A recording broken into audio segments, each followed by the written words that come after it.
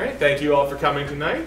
There is no public comment for our curriculum meeting to start things off this evening. So, to start us off, we have a mathematics update with Mr. Gurish and accompanying teachers and students. The ensemble cast, if you will. Good evening, everyone. I've had the pleasure of speaking with you a number of times this year, so I just wanted to take a little bit of time. I know we have a very packed agenda tonight, so just review some of the things we discussed, a little bit of look forward, and I also wanted to introduce you to a couple of friends I made along the way this year. So just to recap some of the things that we talked about in the beginning of the year about adopting AP Pre-Calculus will be offered next year for the first time. We're excited about that. One of the things that we'll be looking forward to during the year is just seeing how our gap between Algebra 2 and Calculus. Right now we have a number of courses. We have Algebra 3, we have a college algebra, statistics, discrete math, pre-calculus, pre-calculus honors, AP pre-calculus. So to go through and take a look at those course offerings and see what's going to be best for our students as far as scheduling, if there's things we combine, other concurrent enrollment opportunities we can be addressing for our students during the next school year. We talked also this year, and I brought you some data on the middle school Linked Math benchmarking. So that was our first time through this year. That was very successful. I'd like to thank our coaches for some great work in looking at that data and taking a look and seeing what type of questions our kids are struggling with and putting together some things for our teachers. During the next school year, we'll be returning to that. We will be looking at a couple of things that we'll be tweaking. There are a number of different forms and the time. We just want to make sure with the benchmarking we're not over-testing. We're using these benchmarks to the best possible use as far as determining what our kids need without over-testing. We talked, the emphasis this year on small group instruction in Algebra 1. So this year with our block scheduling, this was the first time that we're giving the Keystone Algebra in the middle of the year. The results were very favorable this year. We're very happy with what we got back from our students who took it first semester. We have not yet received our second semester Keystone results. We put a lot of work into the small group, again, thanks to our instructional coaches with that. We did spend a lot of time, as you remember, discussing Algebra 1 in the 7th grade and what opportunities and looking at the data and looking at the block scheduling and how we can make everything work, looking at our scores, and really seeing are there other ways that we can enrich our middle school curriculum. So that was really the focus. We talked about differentiation in grade 6 math. That was something that had come up very often among our middle school teachers about their ability to differentiate within that program. So we've been looking at how we can help that curriculum, how we can enrich it. And then we decided that we were going to go ahead and add a Math 6 Accelerated for next school year. So that was those were our major themes of the year. And our middle school curriculum, I realized that from a foundational standpoint, elementary is very important, those building blocks and getting those kids ready. But middle schools play such an important role about now once they have all of those building blocks, are they going to pursue this? Is this something that we can spur passion in? So we really want to focus in on some of those passions and get them excited. And that led to our discussions about what can we add into the middle school curriculum, and that's where we landed on that Math 6 Accelerated next year. So I do want to then talk a little bit about some things that happened this year that kind of, in preparation for next year, we talked with Anita Whalen, came out to that last meeting to talk about some things we were doing in 8th grade. I've been in 8th grade at South as well. But earlier this year, I got a tech ticket from a teacher at Deibler about a student who wanted to work on a Python program, wanted Python installed on their machine there. And that creates a little bit of problem with Microsoft and if you're not the admin on your machine. So they wanted some ideas to how to help the student get rolling. So that tech ticket ended up in my lap, and I went out and I got to meet Jack Burns. You want to come up, Jack? All right, so Jack, you stand right here. Jack is a 4th grader at Deibler, and he was interested in Python and wanted to learn about Python. He wasn't a plant by me. This was just a 4th grader. They were very interested. So they called me out. Let's see what happens here if we can. I'm just going to fire. All right. Yeah, so here's I can see Jake's. Let's do this. Yeah, out of presentation. Yeah, okay.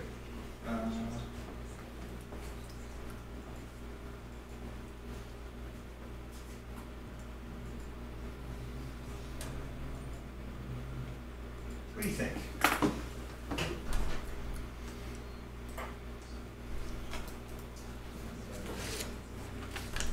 Minimize? Here. No? Okay. Jack, you know how we can fix this problem? All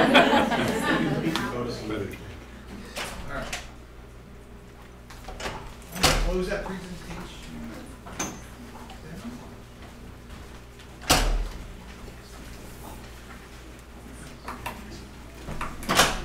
There we go. Yeah, don't go anywhere, I know, because we're not doing that. All right, so I'm going to slide down to the last slide, just to introduce. There's Jack, the author.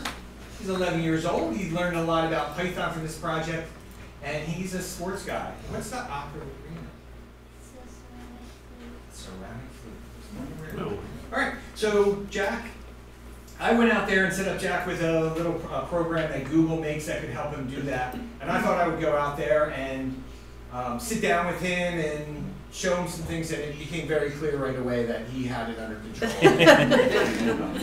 So he went through, he has a little activity in here as well, but he put together a whole presentation and went through and broke down everything in his program step by step, which was very impressive, and it's actually very well done. It's very impressive, it's very thorough, and it's explained very well, and I was very impressed with that.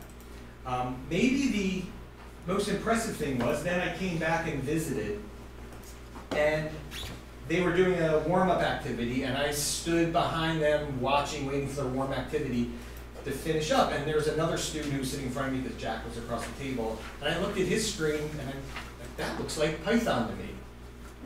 So then they finished our activity, and Mrs. Wood said, Jack, you want to go talk to Mr. Gersh? I said, wait a minute, and so I started talking to this student here, and he showed me what he was doing, then he asked me a question, and then Jack came over and like straightened him out, and I was just sitting back watching that happen.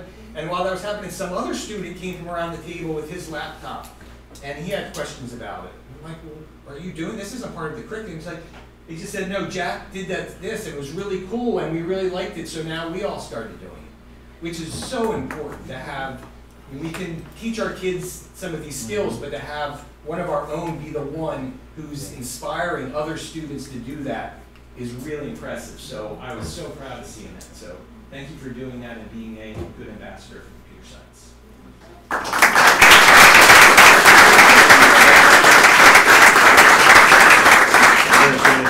Any questions? You did that whole presentation too? Yep. What kind of code did you write? What was your program? It was a quiz about the things I showed in the presentation. Oh, okay. Awesome. At 4th grade. That's pretty impressive. Yeah, and I think last time I was, we talked about that, and I think there was a question from the board, like, so 6th graders would be able to handle that. Yeah. It was our 4th grade kids. You have a bright future. All right, thanks, Jack. Well done. All right. Maybe I will just stay in this mode if you don't mind, just so we don't have issues with that. All right, I don't have any in my high school. All right, no? All right, so this is Raymer Hunter here, teaches AP Computer Science principles, and I spoke with her earlier about some of her outstanding students, and she nominated 3 students that were just outstanding in her course. And I thought they were going to join us tonight, but unfortunately they're not here. But they sent me all their things, they were all excited. But what was interesting is after she gave me the names of these students, I looked up their schedules because I wanted to be able to go meet them. And then I quickly realized that they all had an identical schedule, which is not totally surprising, but they all took half their schedule as wellness, Spanish, math, they were in Algebra 2, and biology, which is a pretty standard schedule for a freshman. But I thought what was really interesting and looking at it, just jumped out at me as I was looking at their schedule, was their other half of their schedule was humanities honors, early American history, and English. And that's an interdisciplinary course that started as unique to Tenridge, that involves students to collaborate, problem solve, Interpersonal skills, they do a lot of projects and speaking, which is a fantastic course. So that was one, that takes up 2 other blocks. They took AP Human Geography, which I think we know about all the data analysis and projects involved in that. And they also took AP Computer Science Principles, which again, the computational thinking, it's not necessarily a coding course, but the societal impacts of computers and all the things that are involved in that, the collaboration, they have to do projects with that. So it just jumped out at me that it was very impressive in the last number of years that half of the schedule of these freshmen walking in are really interesting courses that are making them think and solve problems and work together in collaboration. So that really, I mean, I've only been in this role for 1 year, but all the work that's happened in the last few years, because 10 years ago those courses didn't exist. And now half of our, a freshman can make the schedule where half of those are these amazing courses, along with honors bio and honors outreach. So that jumped out at me. So I was going to talk a little bit about their projects that were involved in AP Computer Science Principles.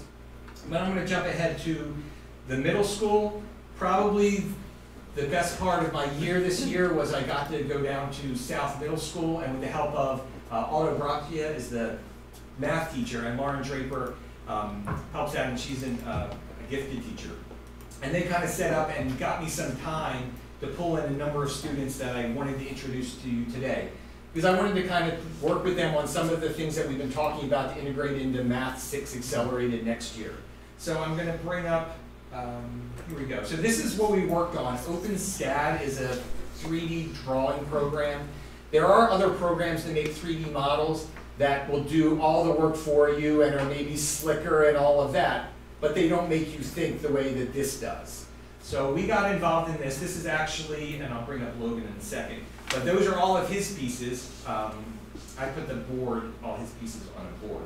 But I'm going to start with Acacia. Can you come up?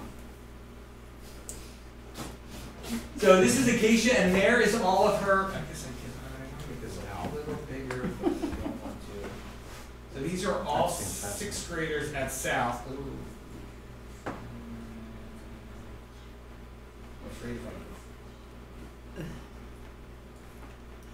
All right, I'm going to switch since I'm not on this. So this is her piece, okay, that she made in all the code that's needed to do it. And this one was interesting because the crown on this took her a long time to do.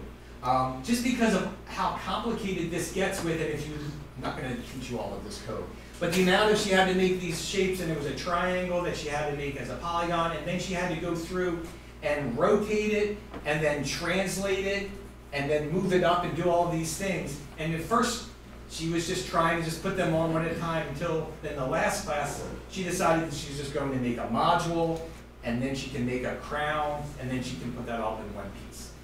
So this is all of her code to do this. Here's where she made a triangle, and then here are all the crown points, and then here's where she had to rotate them and move them into all the spots. So that took a lot of work just to get all that detail. And she was not giving up on this. She was not leaving that room until she was literally walking out the door in the hallway, emailing me the code because she was not going to let that. Anything to add, Acacia, on the experience? Nope, she's good. Any questions for Acacia on that? All right, you're free. Thank you so much.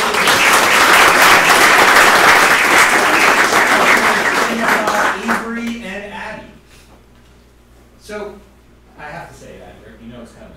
So Addie had the choice between having her teeth pulled today or coming to do math. Whoa. So math is better than getting your teeth pulled. I don't know if that's the greatest thing I can say about math, but that's the sacrifice that she made to be here with us. So I'm just going to go right to your. So let me run yours. So what the two of them spent their time was, instead of, they made the piece quickly, not that it was easy, but they made their pawn, but they wanted to spend the time using loops, which are a very, and I think Mr. Hunter can attest to. Loops is that there's nested for loops going in here to be able to make 8 rows of 8 columns to put all the squares, and then to color every other square, and then be able to make 8 pawns and have them all be spaced out in just one line of code. So there's just a quick line of code here where they made 8 pawns at one time. So that's where they spent the majority of their time. They were so excited when, that's the best feeling, being in a room when students get something and they're excited about it. I knew the moment they actually made it and it all worked, because they needed to try to center them on the boxes, and I heard the big hooray. So that was a great feeling for me as well. All right, anything you want to add about your experience? It was really fun being able to work with you and like working on the coding, and I had a great time working with Abby too on it together.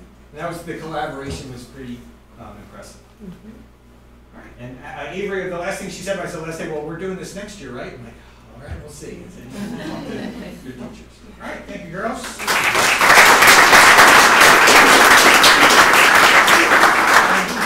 And last, let me run.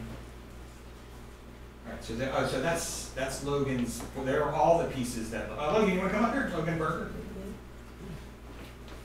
So these are all the pieces he made. Then I used Avery and Addie's code to like lay out a whole board for him. But Logan made all these pieces. The other day I was out for a walk with my dog, and I saw Logan, and I was with my wife. I introduced them, and then I said, "Oh, Logan, I found a way that maybe the best way we could make the night, because that's the hard. All the other ones are a little."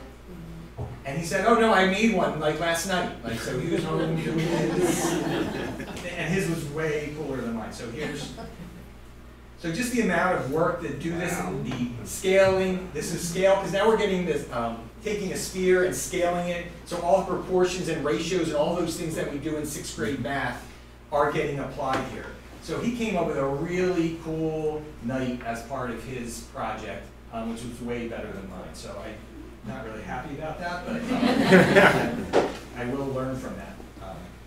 Any comments here on the experience? It was kind of challenging figuring out how to stretch circles in a kind of way, or spheres. But overall, I think it was a fun experience, and if we do it again next year, I'd be glad to do that. Awesome. All right. Thank you, Logan.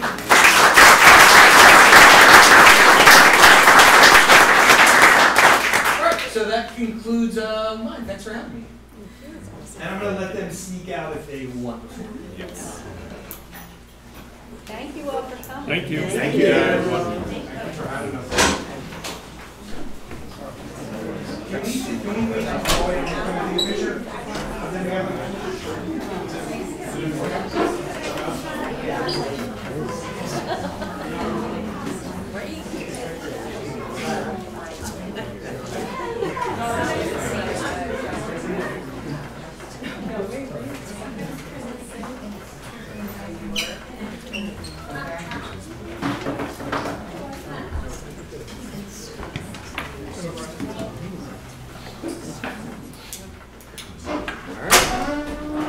So next up, we have a RELA update with Mrs. Sarah Raber and a ensemble cast of reading specialists and teachers.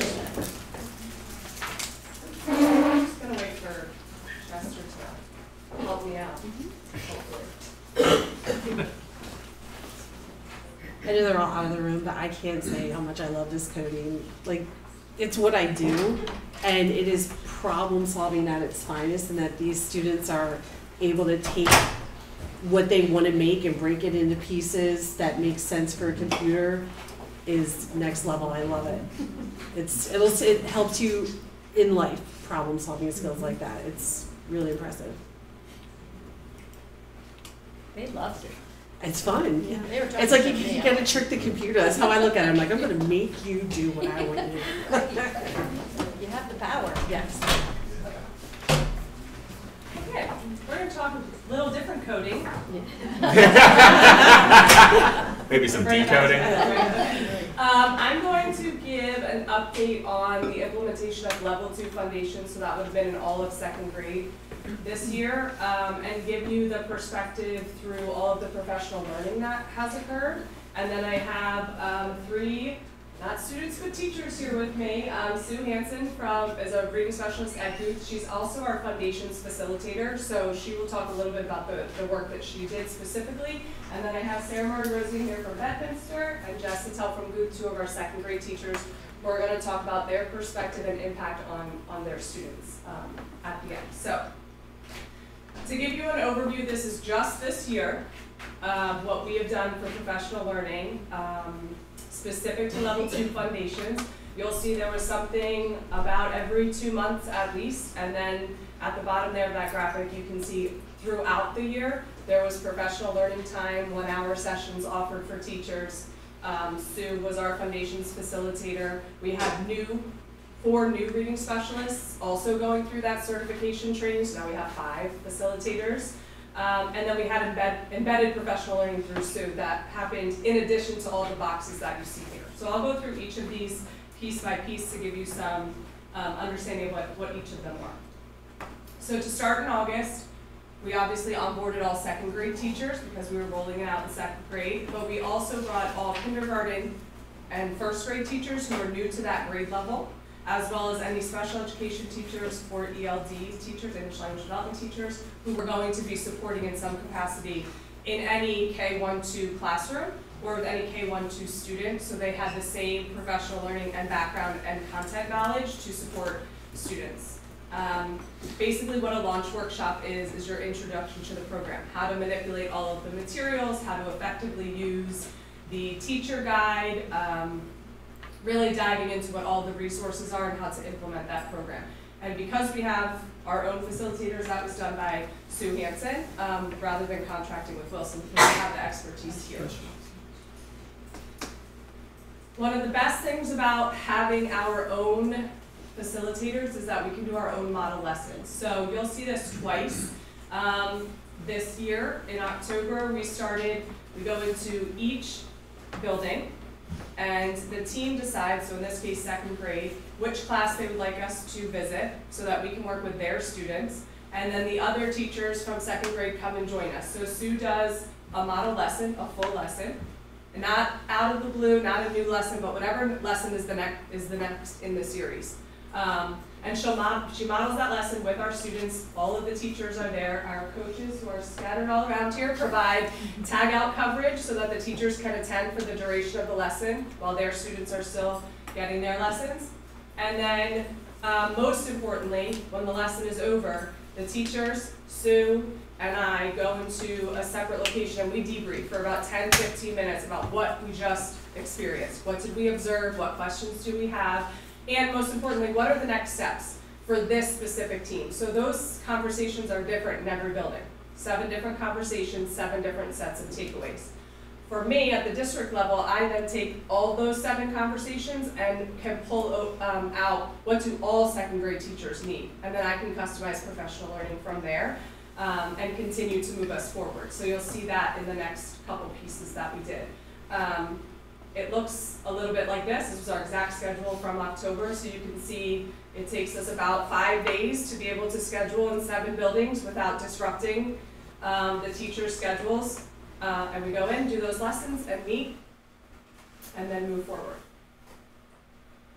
So from there, after the teachers had those debriefs, they were each given as a team time either before or after school to work together as a team to implement some of those takeaways that we agreed upon in each of their buildings. So they were mostly related to the way they were managing the materials, student materials, teacher materials. There's tons. I know you've been in those classrooms and seen how many cards are flying through and magnets and all of those.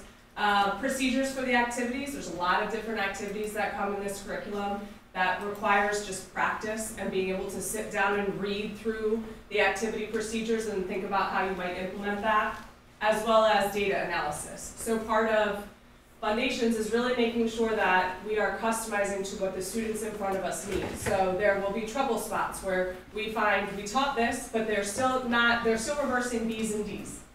Right, yes. They're still reversing B's and D's. So we're going to continue to make sure we are spiraling those concepts through based on the data that our students are giving us. So while they do this work together in teams to plan, they customize for their individual students based on their needs. So those were the 3 focus areas. That was another hour of time that they spent together to work as a team. We had a district professional learning day in November. So on this day, we pulled all 1st and 2nd grade teachers. We felt like it would be a good time to have some vertical articulation there between our first grade teachers who have been implementing this for a little while and our second grade teachers who are starting to get comfortable by November with all of the questions they may have and their tips and tricks. So we separated them into 4 groups and had 4 different sessions led by Sue, 3 teachers, and me. And one of those was utilizing the digital side of Foundations, which is called the Fun Hub. Utilizing the test tracker and data analysis tools was another one of those sessions. We had a roundtable discussion and collaborative problem-solving session, so teachers came and said, I keep hitting this wall with my students, what are you doing when you do this? Or I tried this activity and it took 25 minutes and it was supposed to take 7. How can I fix that? And we just had a good roundtable discussion about that to be able to implement some new things to move forward. And then the last session, which is what Sue ran, was again back on those from those October model lessons, the district takeaways that we found. So those included reteaching procedures that we standardized for everyone to follow a 3-step process. We looked at upcoming content in the next few units that we know might be new or we hadn't encountered before, and material management and access. So for example, I don't know, how many charts do you have in your room? 10, 15? Right, just for Foundations. So it's hard to put them all in the right place, but if there's a chart that students need to access and it's hanging from the ceiling, right, we can't have a second grader on a chair trying to access those charts. So little things like that that we could do quickly. That was the other part of that session, and that was 3.5 hours that we spent together. From there, we had our Harvest Your Learning Day that I know we've talked about a lot in January. These were all of the sessions just related to Foundations that were offered. So you can see there were 5 full sessions that were offered, and then there were 6 additional self-paced sessions where teachers could choose to do 1, 2, or 3 of those as one of their sessions. And all of these are offered by reading specialists or teachers or Dana Lupinacci, one of our instructional coaches in the district. I didn't run any of these. From there, we repeated our model lesson structure again. So this happened in February. It was the same process that I already spoke to, except we asked the teams to pick an area that we hadn't looked at in October when we came to visit, and or something that was related to the takeaways that we had already discussed. So what activity have you been working on as a team that Sue can come in and model for you? Or what area are you looking to get some specific feedback? So you can see the difference here is that last column there on the right. The teachers and the team specifically chose something that they wanted to see or work on together. You can also see there was some snow.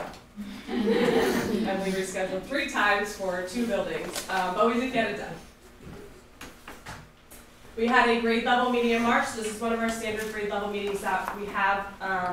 Each first and second grade teacher did a little bit of a data dive for an hour into their all available data that they have. For us, that's in this regard, that's mostly their Foundations assessment data and the Words Their Way spelling inventory.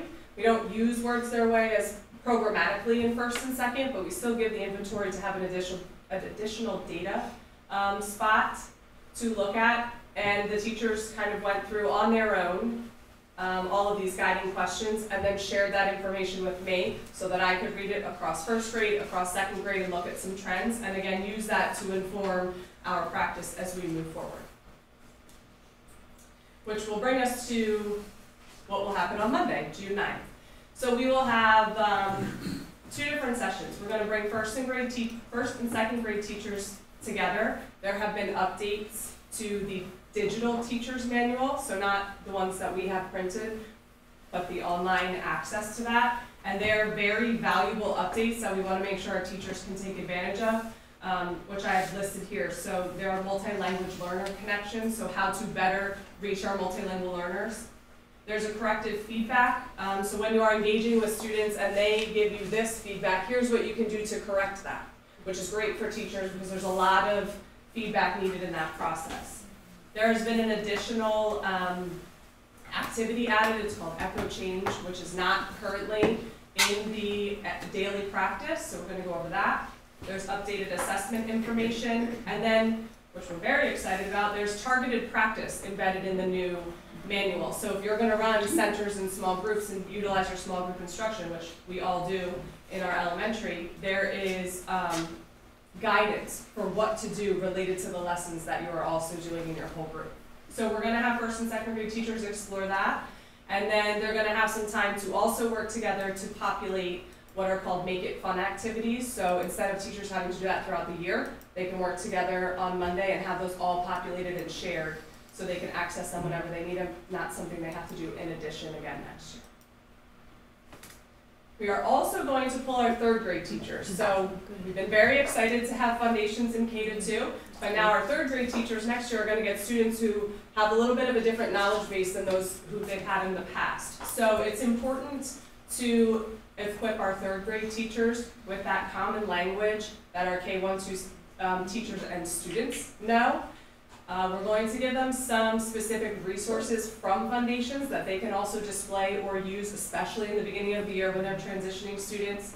We're going to talk about their small groups and how they will form them for Words Their Way, where they can all start on that continuum, how they can form their groups, as well as what instruction to provide, so that our third grade teachers feel equipped to begin the year right away with the students that they're having. Because if they don't, those second grade students are going to tell them exactly how you mark up a word and what it looks like and where it goes and how they're doing it a little differently than they did last year. So I know our third grade teachers are excited about this. I've talked to almost every team towards the end of the year, and the first thing they said to me is, what are we going to do?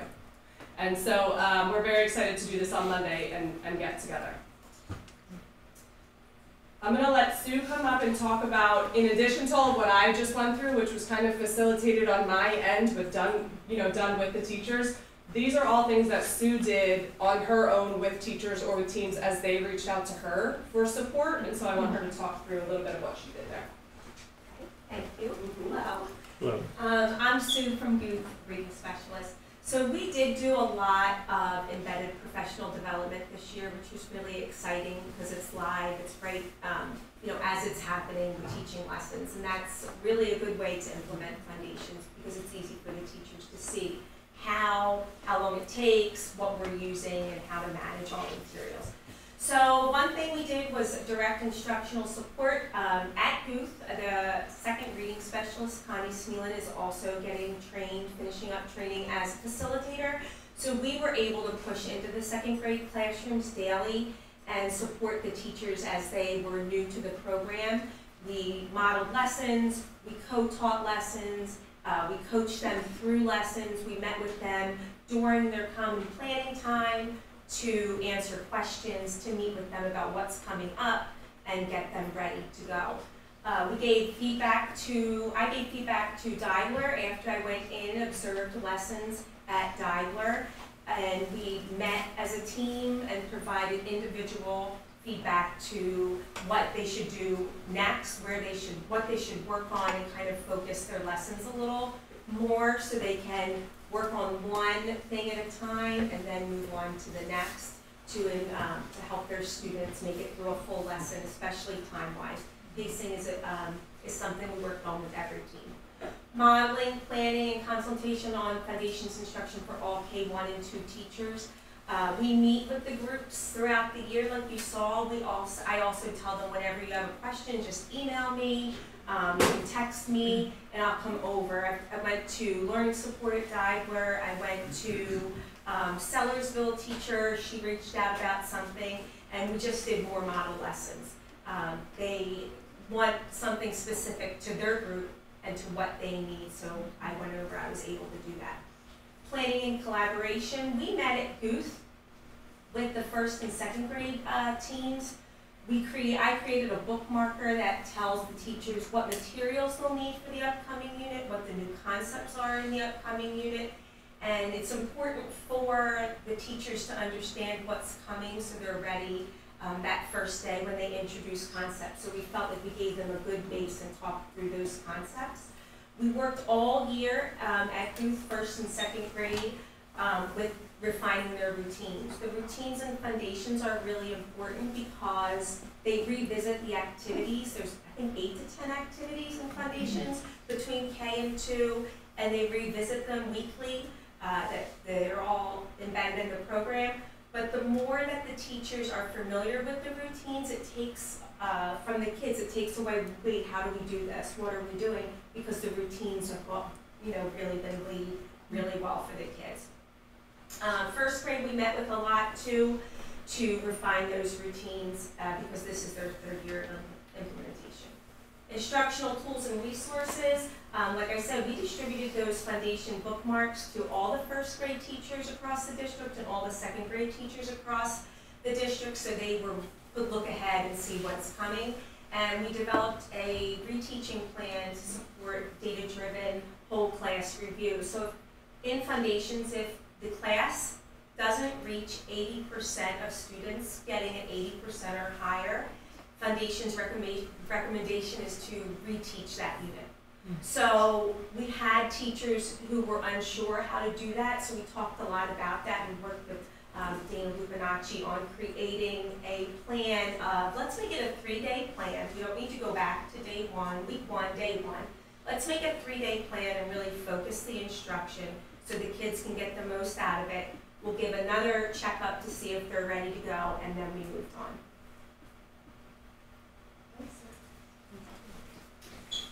Obviously, none of this is possible without Sue, as she just proved to you right here, which is why in a little bit I'm going to talk about the other 4 reading specialists that we had go through this process, because in order for Sue to do what she did at GOOP for all 7 buildings, she would have to work 24 hours a day here, and Matt Smith will come and get me for taking her. So I will talk about what that plan will look like now that we have 5 reading specialists, but honestly, all of the professional learning that I went through for this year, if we did not have Sue here doing that work, would absolutely not happen, so kudos to you. These are professional learning opportunities, so optional opportunities for teachers to engage in to earn some of those professional learning hours that they get throughout the year. Again, these are all related to foundations in some capacity. Also run by reading specialists, teachers, coaches in the district, as well as all of our K-1-2 teachers, all of our elementary teachers actually went through the structured literacy training with the Bucks IU, which is directly related to what we're talking about, why we even brought foundations and expanded it here. So that brings us to the new facilitator training. So one of the benefits of having our facilitators get trained to then run our professional learning here is we have partners from Wilson work with us for the year that those reading specialists are being trained. So we had 2 Wilson specialists with us for all of the things that you see up here, in addition to having our reading specialists participate and me participate. So Alexandra Halbom, Connie Smealand, Lisa Burdick, and Sarah Lipkowski, as of, I think it was 2 weeks ago, graduated foundation school, and they are now also certified. So we have all 5 of them to continue the work that Sue has started here and use the same structure. But in this last year, we worked with these 4 reading specialists in level 1, so in first grade, because we had so much support happening at the district level for second grade. They also had to do their own online coursework. They had to record videos of their teaching and review them with the specialists from Wilson for targeted feedback to make sure that they are doing what is expected in the program. They really liked that. Really enjoyed that time. Good for them. And then, but we got to do it also with our students. So again, it's just extra practice and extra guidance there. We spent 3 days at Dabbler, full days, 3 days at West Rock Hill, 1 day at Booth, and 1 day at Bedminster, with our students and our teachers and our reading specialists doing this work. So we had 8 total training days, and in those days there are model lessons, there are co-taught lessons, there are observed lessons. We go into each teacher's room, so it's about 3 to 5 classrooms per visit. We meet with each teacher individually and debrief with them about what was observed in their class, how they grew from the last time we were here, what questions they may have had. The Wilson specialist would sometimes jump in and answer a question right in the moment when they're working with their students, because things come up. All the kids ask me, why does this word do this? So 1 second, and then we would be able to support teachers in navigating those in real time. Then we would meet in grade level study groups. So again, Similar to the model lessons, we did debriefs that day about what was done in those model lessons or co-taught lessons. Those were about 45 minutes at a time, and then we again identified actionable takeaways. So because we were here and we talked about this, what are the next steps that we can implement, and how can the next time we come here, we look and see if that is different. And I can tell you from the first day that we were in the classroom to where we were in May, you can pick out 100 things that have changed just because of this process. And the teachers are so open and so welcoming and so willing to do whatever is going to support their students and their student outcomes, that this is value added for everybody. And every day that you see here, we had coaches doing tag outs to make sure that teachers had the time that they needed to go and participate in these things. So again, this couldn't be done without the support of our instructional coaches as well. So because we have 5 facilitators going into next year, this is what I'm hoping to see happen for 25-26 in terms of just foundations professional learning support.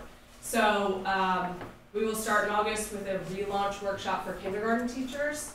We brought foundations to kindergarten prior to me starting in this position 6 years ago, so it's time now that we know what's happening in 1st and 2nd grade that we realign our kindergarten teachers, because that's really the foundation. We know where they're going to go by the end of 2nd grade now for sure, so how can we make sure that we're sending everybody off on the same baseline? So we're going to provide that in the beginning of next year. Again, anyone new to kindergarten, 1st or 2nd grade, special education or ELD will also get that launch training, so we make sure everybody's always getting the support that they need to start the year. And we'll do model lessons in October in all 7 buildings in all 3 grades. So because we have 5 facilitators now, they're going to each own a school, or 2 schools for some of them, and they will live in that school for a day or 2, and they will be able to go into each kindergarten, each 1st grade, each 2nd grade, model, co-teach, work together, do those debriefs, and really create that customizable embedded professional learning. So we'll do that October, January, and April, which I think is going to be hugely impactful to just kind of live in those buildings and be able to be that rich resource in addition to all the other resources we have. Again, we have Harvester Learning.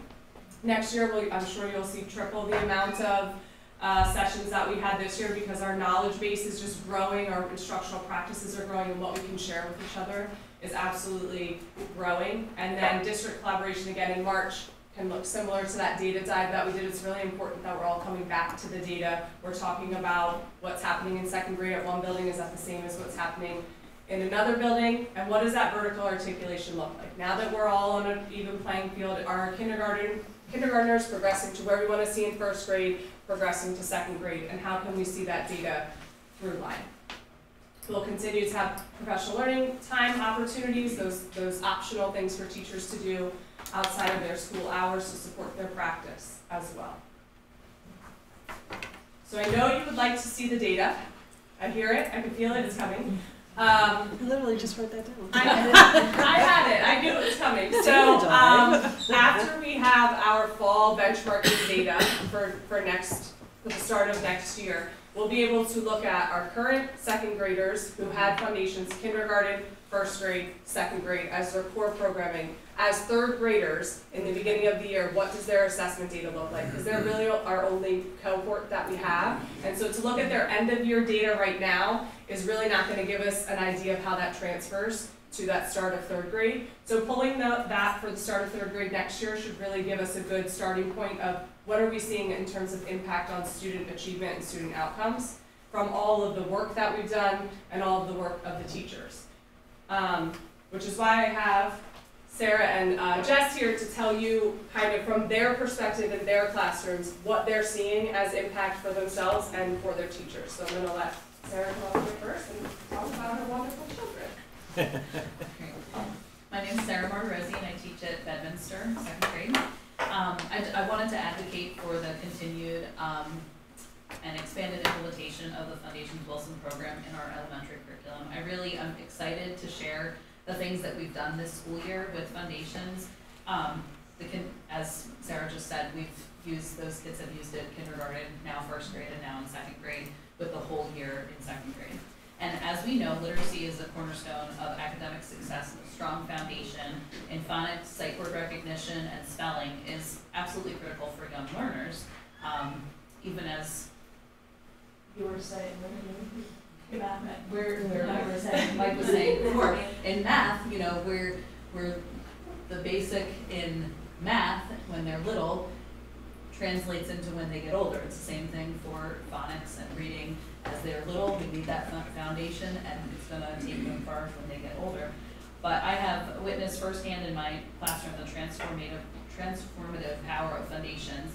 Prior to implementation, many of my students, and this is now my 17th year in second grade, have been struggling with decoding and blending sounds and accurately spelling even basic sight words. And we've been through, in my time in second grade, 4 different reading programs. So I've seen all different ways of how we've tried to change it and make it better. And so they have often lacked confidence and felt frustrated with the reading and writing process, but I feel like Foundations is beginning to change all of that. Last year I actually had the opportunity to use Foundations as remediation lessons for our students in second grade who were struggling with words their way. We had across 3 classes, we pulled the children who were really struggling, and I got to meet with them while the other 2 teachers taught words their way, and I got to teach Foundations to those struggling readers. And I did see growth in those students, but now with the full implementation and teaching them 5 days a week, it has shown dramatic changes. The program's systematic multisensory approach provides structured and engaging learning experiences that cater to all the diverse learning styles. It breaks down complex phonics concepts into manageable and digestible lessons. The hands-on activities, consistent routines that we have been talking about, and explicit instruction have made a remarkable difference in my students' abilities. So since implementing Foundations, I've observed improvements across the board in reading, in writing, even in math, because they need to read those word problems and they need to read the directions in their student math journal. The students are demonstrating improved phonemic awareness. They're now better able to identify and manipulate individual sounds and words, which is crucial for decoding. They're also showing improvement in their phonics skills. They're confidently applying phonics rules to decode unfamiliar words, which is leading to increased fluency. So we do our Fontes and Pinnell reading assessments 3 times a year, and I've noticed since doing using Foundations, the children come to words that have been unknown, and they're the same books that I've read, for 18 years with these little guys, and so consistently they have not been able to sound out the same words, but now I watch my students and they're like tapping out the sounds and they're listening for what it says, and then they're figuring it out, or they're using their strategies that in the past I've never seen my students use, even though I had taught them little things, but it's that consistency every single day of tapping out letters and sounds and trying to make words together that they're really putting that together. In addition, they also have stronger sight word recognition. They're recognizing and reading high frequency words with greater speed and accuracy, and so then when they're reading independently or they're reading in small groups together, they're freeing up those cognitive resources for comprehension because they're not struggling to sound out every other word. They're applying their phonics knowledge to spell more words accurately and improving their writing skills and overall confidence. So beyond the academic gains, I just have noticed a significant boost in just their self-esteem in general. They're more eager to participate in reading and writing activities because they know they're going to be successful. So they feel empowered and confident in their learning. The Foundations program is not just a program, it's an investment in our students' future, and it provides them with essential skills that they need to succeed in reading, writing, and beyond. So, and the impact of this program has also helped the teachers. And I was reading my little speech here today to my colleagues, and they said that they felt the same way, that I feel like I'm so much better equipped to help my students succeed in reading and language arts because we are given exactly what it is that we need to teach them in an explicit sequence to follow. And it allows our students to have familiarity and understanding with the routine. So after the full year of implementation, I'm excited to continue to work with the program in the future and to see the students continue to improve. So thanks for letting me speak tonight. Thank you. Thank you. Just to tell them, Hello, everybody. I'm really excited to get to speak about foundations today. I was lucky enough that when I started in Penridge, I actually started in first grade and we had the foundations curriculum. So when I moved over to second grade at Guth, we had Words Their Way for our first year that I was there. And while that was also a really wonderful program, when we shifted to foundations, I was so incredibly happy about it because it just creates this lovely continuum for the students with this common language that they've now known since kindergarten. And for us as teachers, I feel like when we've had all of these professional development opportunities this year, we all now have a common language as well. And I think it also is giving us the power to truly target exactly what our students need so that we can keep growing their literacy abilities. As I reflected on this, I kind of thought about foundations through a few different lenses. I thought about the impact in my classroom in particular, and really that big thing was the common language for all of my students because everybody gets the same foundations lesson. And then our small group lessons are where we're really able to differentiate our instruction and tailor exactly what the student needs for their learning. But the great part is when you do that whole group lesson in foundations, you know that these students have then been exposed to vowel teams or maybe vowel consonant E, all of these different things that if you came in my classroom, I'm sure my kiddos could talk your ear off about because they are experts now. But it also, I think, encompasses very effectively all areas of literacy. So we really do target phonemic awareness, we get that phonics instruction, and what I like about Foundations so much is it truly does give us resources for fluency as well. And at Guth, that's been a huge building goal for us this year, is really helping our students develop that accuracy as they read, prosody, expression, fluency, all of those pieces that bring their reading together so they can sound like a real reader and comprehend what they're reading. And Foundations really has a lot of built-in vocabulary instruction too, which is a huge part of the structured literacy that we've been learning about in the literacy braid. And they embed it as you talk about things like word of the day, and you allow students to share their experience with different words. It also allows the teacher to direct the conversation to ensure that the material the students are getting about that vocab is accurate, and it gives us a chance to correct misconceptions as well. I've also found that with that instruction, it transfers very well to our other curriculums, like being a writer, for instance, because we do talk a lot about grammar and being a writer, but Foundations also has that piece built in very nicely too. So the first grammar lesson we get to on verbs and being a writer, my students were actually very familiar with that because of our word of the day sequence and activities that we do in Foundations. And then finally too, there's also a comprehension component, even though this is a very phonics focused program, because they have story time built in with these different stories that will again target the fluency component, but then comprehension as well when you're having these multifaceted discussions about what the students have read. And thinking about another lens that I reviewed this through, the way this has really changed instruction from prior years, I personally feel like this is so much more research-based, so much more explicit, really directly taught and very well aligned with a lot of the trainings that we've done recently. At Guth, we were lucky this summer, we were able to read a book called 790 Moves that was highly recommended by Sue and our principal. And all of Foundations this year has just been so well connected to that and really rooted in the research that we're seeing in the field currently. I noticed too that since the students have come up from kindergarten and first grade with these routines, which I can attest to having taught the first grade version, they are very familiar with the routines, the expectations, and it creates a sense of comfort for them because they do like that expected schedule. That's something that their development really thrives on. And I love the piece of Foundations where we had the opportunity for review.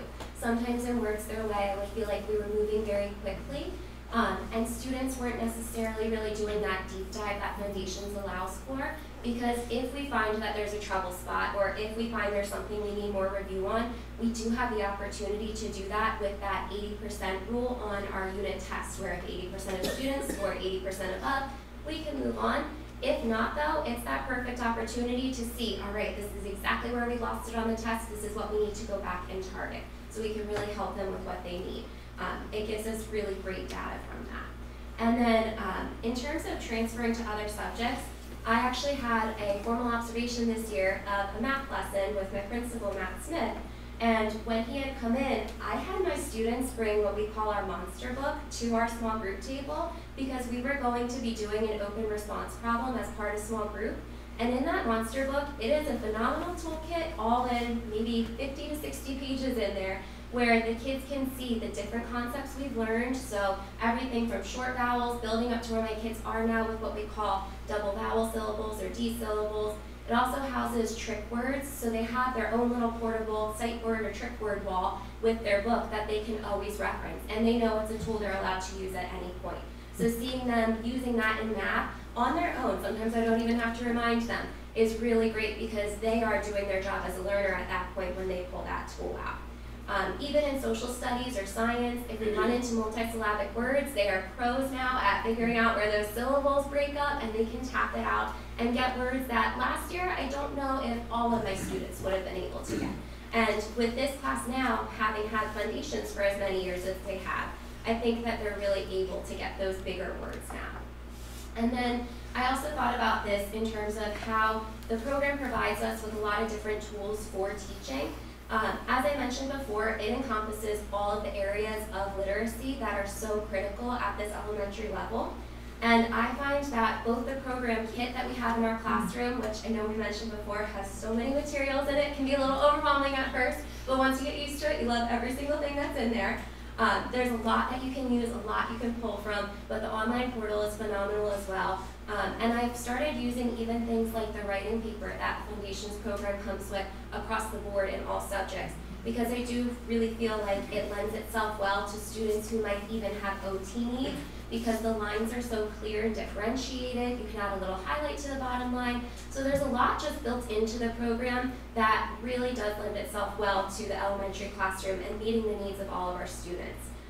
And I know Sarah had mentioned this as well, but the idea that this program does target all different types of learners and learning styles, there's a lot of kinesthetic movement that happens. We are constantly up skywriting words, and if I see any wiggly noodles, I know teachers know what I mean. I'm going to tell you, pop that little support on there when we're writing, because we need that to get the muscle connected to our brain. And these are the kind of explicit things that we use when we talk to the kids, so they know the why behind it as well, which gives them some more ownership in their learning.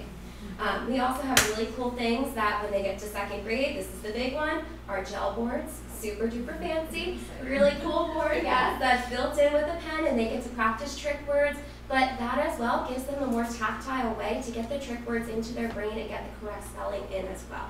So the program has many built-in things, including echoing for auditory learners that are very powerful in terms of being used for instructional strategies. And then overall this year, I was lucky enough to have a lot of English learners in my class who are level 1 and 2 students. So a lot of them are learning English for the first time. And I had some really fascinating research that I ran into over the summer when I took a master's level course that kind of talked about how when we're babies, we are all born with the ability to hear every sound of every language in the world. And by about 6 months of age, based on the oral language that you've had as input, your brain starts to prune away the synapses that are there to allow you to hear all of these sounds. So that's why, even though I can speak some Spanish, I'm never going to sound like a native Spanish speaker, because as a baby I did not hear that.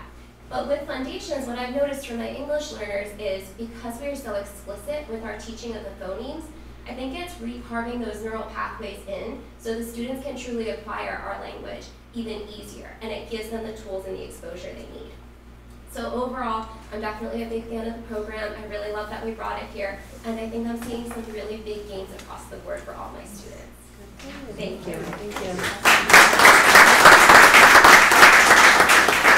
The last thing I'm going to ask you to talk about is not as a facilitator, but as a reading specialist. So I meet with the elementary reading specialist several times a year, and we get together and look at data and talk about trends across K to 5.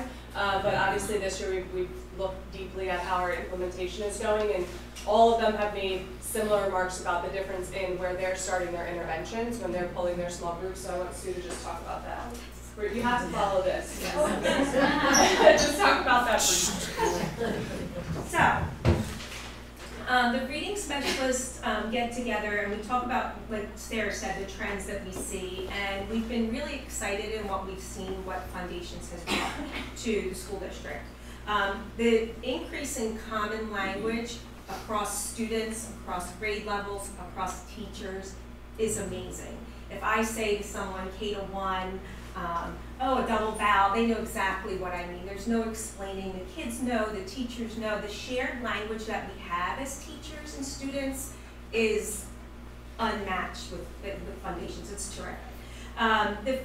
The Foundations gives a scope and sequence to teachers that the reading specialists really find supportive, because it's easier when they're all working on the same thing, like Jess and Sarah had mentioned. We can target what they need a lot easier in the reading room, because we know we can go to their sailboat book or their octopus book, that's their student notebooks. We can go and look at their check-ins or their dictations and their unit tests and target exactly what the kids need in our small reading groups. We can choose books for kids, we can better fit them with books to take home because of what we know about them as readers and spellers through Foundations.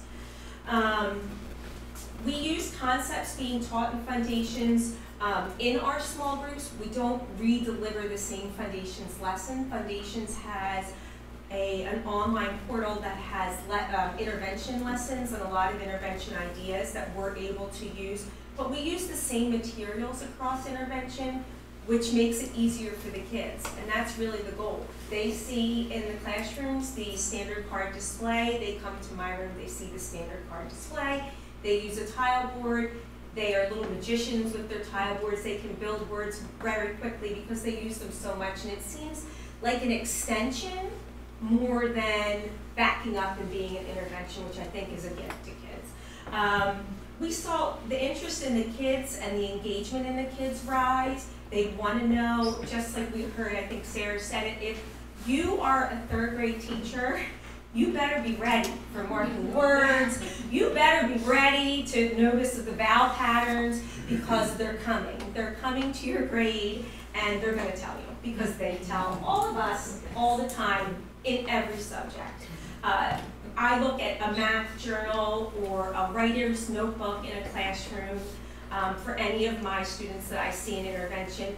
They're underlining the diagraph, they're circling. Even though it's not Foundations time, they're doing these things because they're internalizing this. And that's what causes the transfer that we really want in their reading and their writing.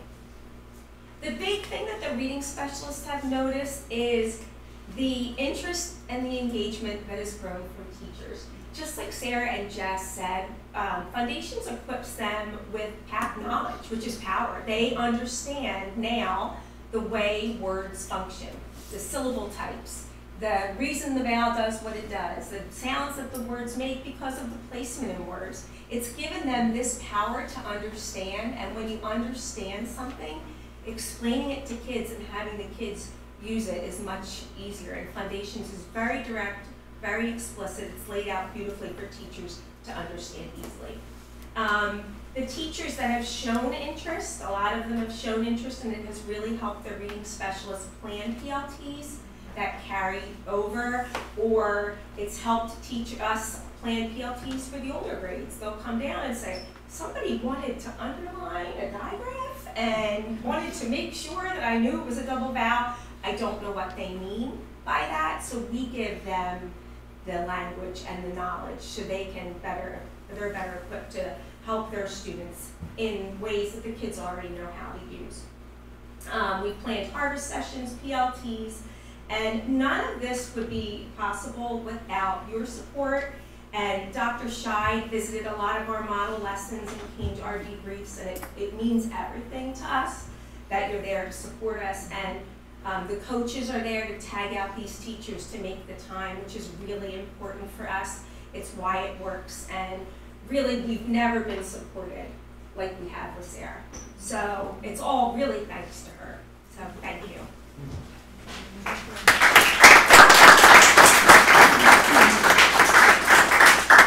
Any questions for me? Bravo. Yeah. Bravo. I have two very quick questions. So the assessments, are they done like as the lessons are going through, or are there assessment days? I mean, I know it's not all day, but like today we're doing. Program. I'm sorry? In the program? Yeah. They're like unit assessments. Okay. At the end of a unit, there's an assessment. Right, that it's assesses as the they're grades. going. Yes. We talked about those as well as our benchmark assessments. We kind of talked about both here tonight. So, but there's one at every unit, and that's what they were kind of alluding to in looking at those trouble spots. And we do dictation almost weekly, right? Day 5. So sometimes it's on a dry erase board and sometimes it's in a composition book where the unit tests are in the back and the dictation's in the front. And it's an easy way for teachers to say, like Jess had mentioned, oh, everybody missed this. When I'm doing my lesson for tomorrow, I'm making sure I include lots of words that have it. So you're kind of reteaching along the way. It's a constant review of what has been introduced. And then my second question is, you had mentioned that if 80% of the students don't score 80% or higher, is there a buffer built in to be able to redo lessons when that happens, like so that there isn't one class finishing first grade a little behind the other class? Yes, so what we did to help the teachers, we narrowed their focus in the reteaching plan. Okay. So instead of going back, some of the units are 1 week and some are 3 weeks. So if you have to reteach, some of the teachers were going back to day 1 and then they were behind. Right. So this year we focused them on doing a 3-day reteaching plan, really focusing on what they missed and picking the activities like dictation or word talk to focus their attention on what the kids needed. Mm-hmm. And then you give a checkup at the end of that to see did they do it. And the teachers found success with just those 3 days to really reteach. But the pace is set up that they're able to do that and not like rushing the next session to catch up. Okay, for sure. Great. The tenet of our instructional practice here is short and don't skip. Yeah. And so things can be really long, or you may have picked 5 words and then things are happening, or you've retaught for 3 days, and so do 3 words that day instead of 5. And that's how you kind of manipulate your pacing without kind of throwing out an entire lesson. So actually that's been a lot of our instructional focus this year, especially in first grade where we're used to the program and now we can be more masterful in the instructional aspect. And it's to make sure that everybody doesn't need to be, nor should they be, on the exact same page because they all have different students in front of them, but they're operating within a similar system and so that they can still collaborate. So that's exactly what we're seeing happen. Good. That makes a lot of sense. Thank you. So I just wanted to ask, Yes. So there's 5 reading specialists. How do you all balance the 7 schools? Are you able to get?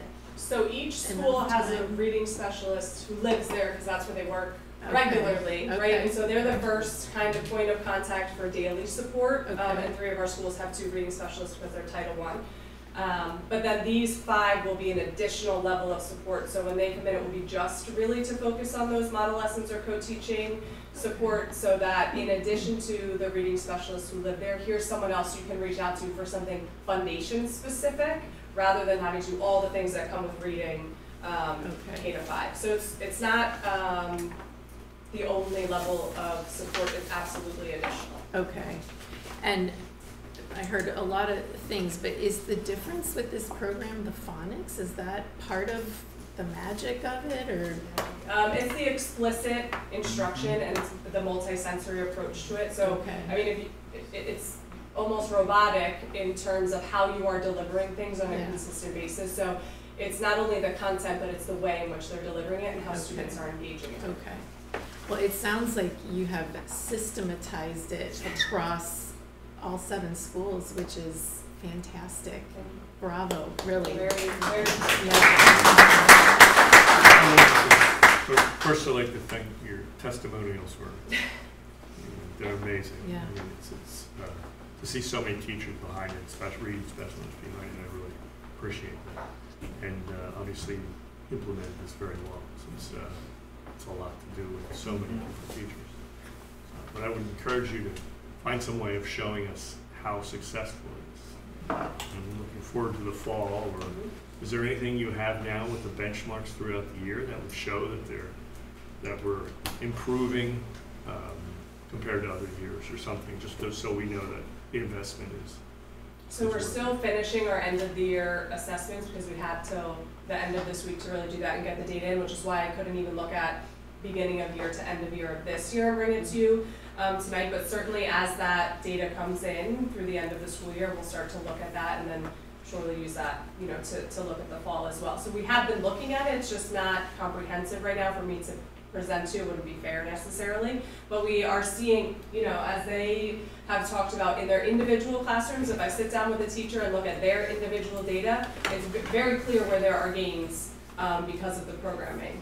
and where students are showing achievement matches where the instruction has taken place, right? And so we're seeing, we provided instruction this and students are able to do it, and it's not a surprise. And what they can't do or haven't done yet is because we haven't provided the instruction yet. So we're really starting to see that everywhere, and that's something we'll definitely dig into the data and bring back in the fall more comprehensively.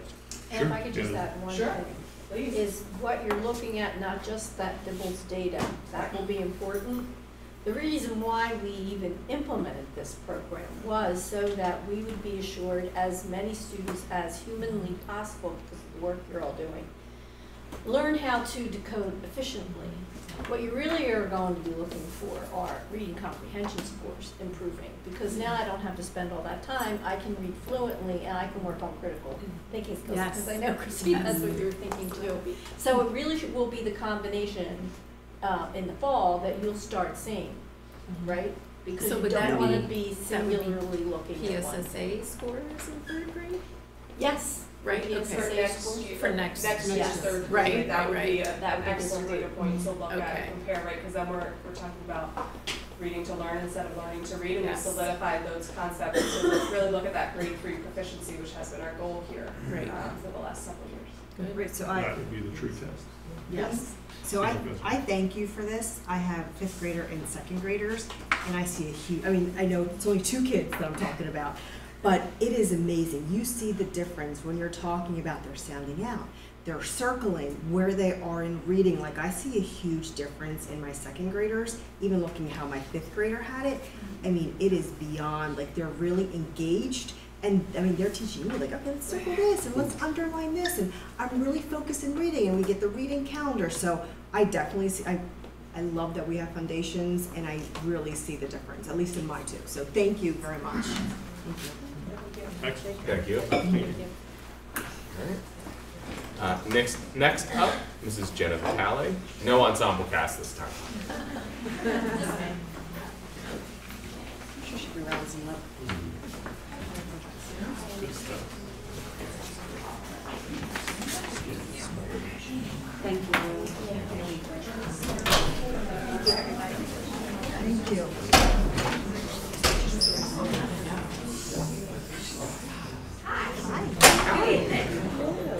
That's gonna be a really tough act to follow. And without any supporting characters. It's like Dane Cook following Jerry Seinfeld.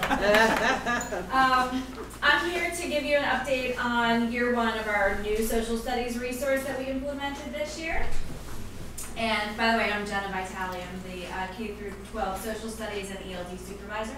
I actually have updates on both of those tonight, so that's exciting. So we implemented, as you know, SABIS, My World Interactive Social Studies resource in grades 1 through 5. And this was our first year for the implementation. We have seen many successes, and 2 of those big skills successes that we saw this year were visual literacy. I'm going to spend some time with that in a few minutes, and I'm actually it's going to be an interactive presentation today, so you guys are going to participate. But it's making meaning from images, which is something that was fairly new for our elementary school students and teachers, and so I'm going to walk you through that a little bit. Also, cross-curricular literacy. Where we are seeing some big advantages to having heavy literacy in social studies throughout all of the other subjects, science, math, and of course reading, English language arts. We also saw some content continuity with geography and government and civics. If you remember before grades 1 through 5, we were kind of a mishmash, hodgepodge of who's teaching what. We have 7 different elementary schools. Often you would see 7 different things going on in first grade. So what we really did was, with the content continuity, we have very specific times and places when geography is being taught 1st through 5th, and government and civics that is being taught 1st through 5th, along with that content knowledge that we've always had. We've made some additions, we've made some subtractions. For example, in 3rd grade, we did a full year. Most of the 7 schools before this did a full year of Native American history, Now, we still do a portion of that. We took some of the best of that, but we've also added in heavy geography and government and civics, which was not there prior to this year. So I'm really hoping that as those students progress through the upper grades in elementary and then into middle school, we will see some differences in their content knowledge with geography, government, and civics. So, as Mrs. Raber said, we cannot do this without the coaches' help and without the support of Dr. Scheid, because we have to implement a lot of professional learning in cases where resources are new, programs are new. So we did a lot of professional learning. I was lucky enough to have usurped most of the hours of our district time this year. So I did 13 hours of district professional learning time. So those are those hours that are designated to the district, but I kind of stole them from my other supervisor colleagues, which they were kind enough to give me. But then on top of that, we did 25 hours of PLT, which is those hours outside of our school day, and 114 coaching sessions. So that's embedded professional learning in the classroom. And all of the coaches that are here participated in that in some way, shape, or form, and there are also coaches that are not present tonight that also helped out with that. So we did, our whole year was eating, drinking, and studying social studies and this resource. Okay, so this is the fun part. So Dr. Chris Brockman, who is our instructional coach, he, what kind of sussed up to the top of all of this was visual literacy, because there are some questions on our summative assessments in SAVIS that have a image or a photograph, and the students are asked to use that photograph to answer a multiple choice question, and they're very difficult. They're even difficult for some of us, and I'll show you in a minute. But what Chris was so pivotal in doing for us was coming up with a framework to help the teachers teach this and to help the students understand this. So this is an analysis of an image that creates deeper meaning based on what the students already know, what they see in the picture, and how they put those two things together to make meaning. So his framework is just that. It's observation, recall, and analysis, or an application. Okay, so this picture's not great on your end, but this is an actual image from a 5th grade summative assessment. So this is where I want you to get your pens out. There's no man. And Mr. Burglegump, you may have to abstain from this. Because okay, I will bow out as the person with prior experience. Yeah. So a teacher would ask, what do you see in this picture? You're going to not just look at what is first and foremost in the picture, but asking what's happening in the picture. What do you see in the foreground? What do you see in the background? And under what circumstances might this event be taking place? So see if you can answer some of those questions. Well, I know you can answer most of them, but I'm going to ask you at the end what this is an image of.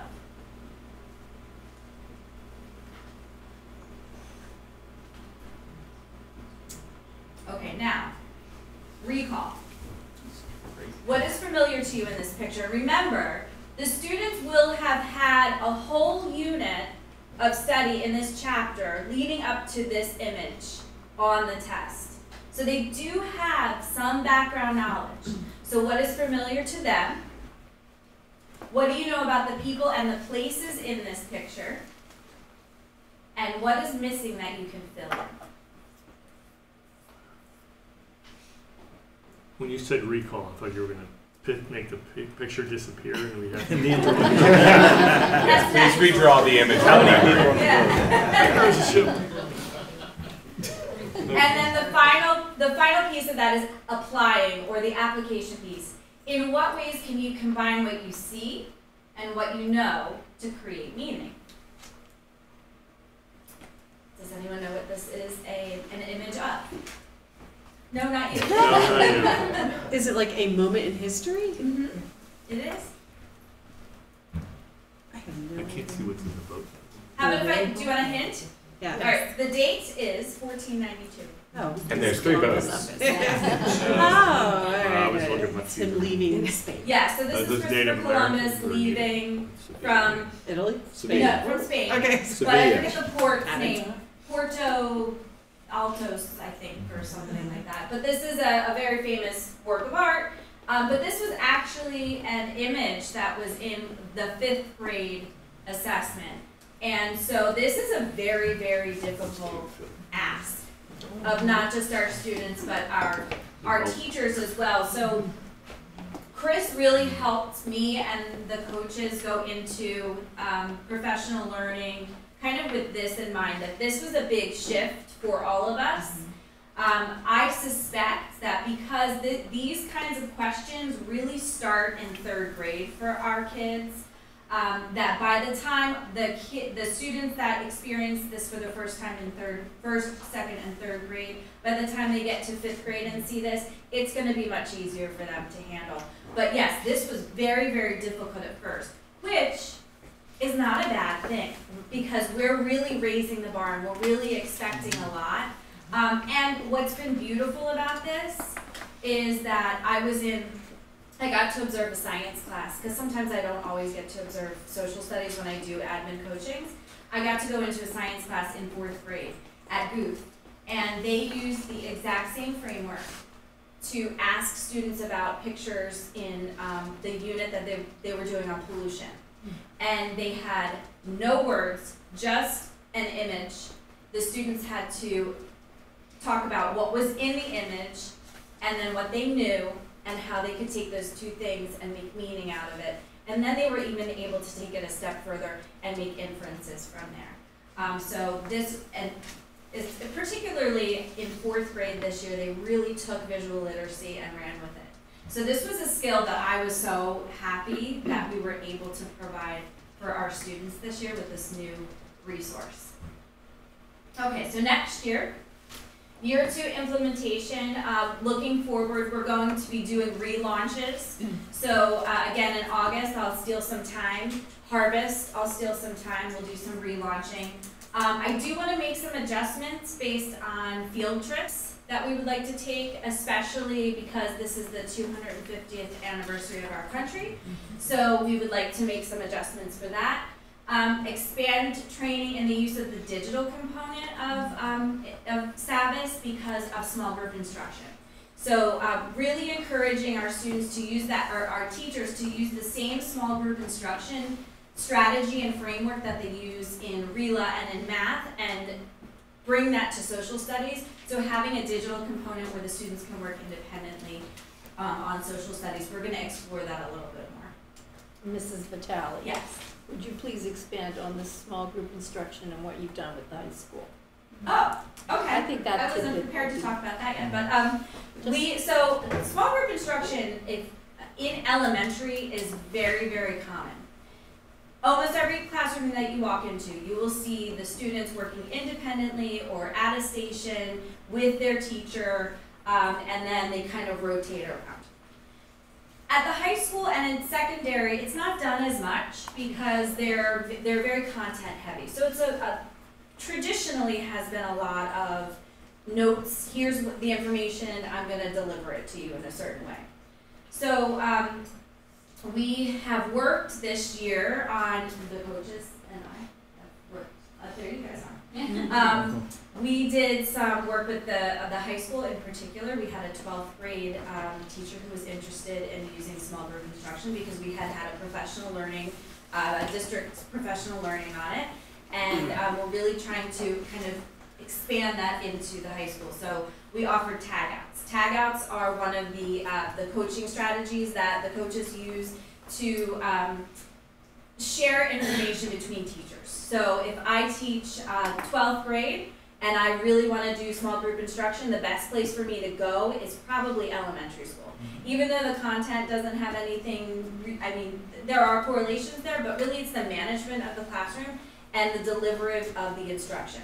So we had a 12th grade teacher go to a 1st grade classroom, and he was observing what was happening in the 1st grade classroom. those first graders knew exactly what to do, how to do it, when to do it. They didn't need verbal cues. The teacher puts their groups up on the board, it's color coded. The blue group goes here, the red group goes here, the yellow group goes here, and then we rotate. What sets apart small group instruction from just your station activities is the teacher-led station. The teacher-led station is generally new concept where you can sit with 3-4 students and you can teach them a new concept. That's not always done in station activities. And how you pull your groups, and someone can correct me if I'm wrong, is you use data. So the data that you would keep track of, for example, in social studies. Let's say it's September and you want to have small group instruction. You don't really have a lot of data yet, so I would use RELA data. I would go in, I would look at their Keystone scores, I would look at their PSSA scores, and then I might differentiate my groups based on that. As the year goes on, I can then use my data and then I can specify it for content. Like I see this group of students is understanding this concept really well. This group might need a little bit more support, so that's how I group my students. We're going to continue our work on small group instruction. We just started. We had about 6 teachers participate. We did multiple tag outs. We had high school teachers go into middle school. We had coaches support by going in and helping design the small group instruction. We went in and observed. Then we did a post-conference, just like they did with foundations. I kind of used that as a model. But it's really at the very, very beginning stages, and I'm excited for what's to come. But really, the elementary is the model for small group instruction. And I'm happy to expand on that as soon as we get a little bit more information.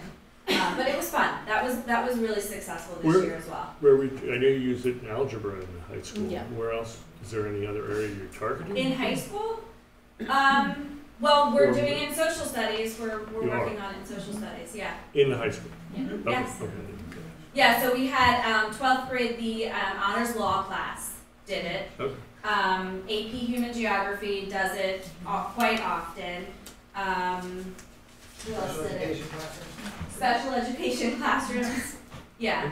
But generally in social studies in my department, I hadn't seen it as much, and it was more of like, yes, we do centers, but this is more that teacher-led station using data to group your students and then differentiate it based on that. It's a lot of work.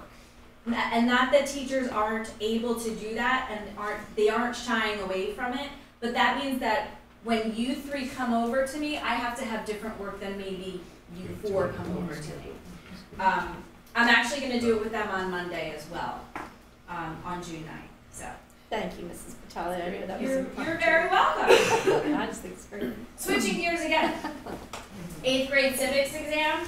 So on the left are this year's scores. As you can see, 100%. Yeah. Wow. And Dr. Shine and I talked today about having the students receive certificates, but there's a ton of students here. It was so we might have to give them, but we're so proud of them and we want them to get a certificate, so we are going to distribute those to the buildings. But the exam results are fabulous. Great. And I got to see a lot of classes where they created games and they created activities to work and study for the exam. So I'm trying to do the math, but it looks like the perfect scores jumped significantly, right? Good. In Central. Yeah, Not in North. Yeah. Yeah, we had some. Yeah, I mean, I think that it's great no matter what. Yeah. It's really great. 100%. And that's all for social studies. Great. Any questions? I had a question just in general though, because we hear a repeat, even when we're in the schools here, how helpful the coaches are.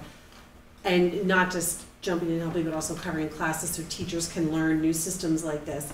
How was that done in the past? If we were rolling out foundations in the past, how were teachers carving that time out to learn it and manage their classroom? It would be the wizardry of principals, and Yeah, they could okay. attest to that, because as a former principal, you would have to figure out which way, and maybe you had a substitute and you could send somebody. So it wasn't easy, Yeah. and it certainly wasn't consistent. Yeah. And what that's we what I was have with our imagining. coaches is, we can provide consistency. Yeah. Okay. It's That's a really question.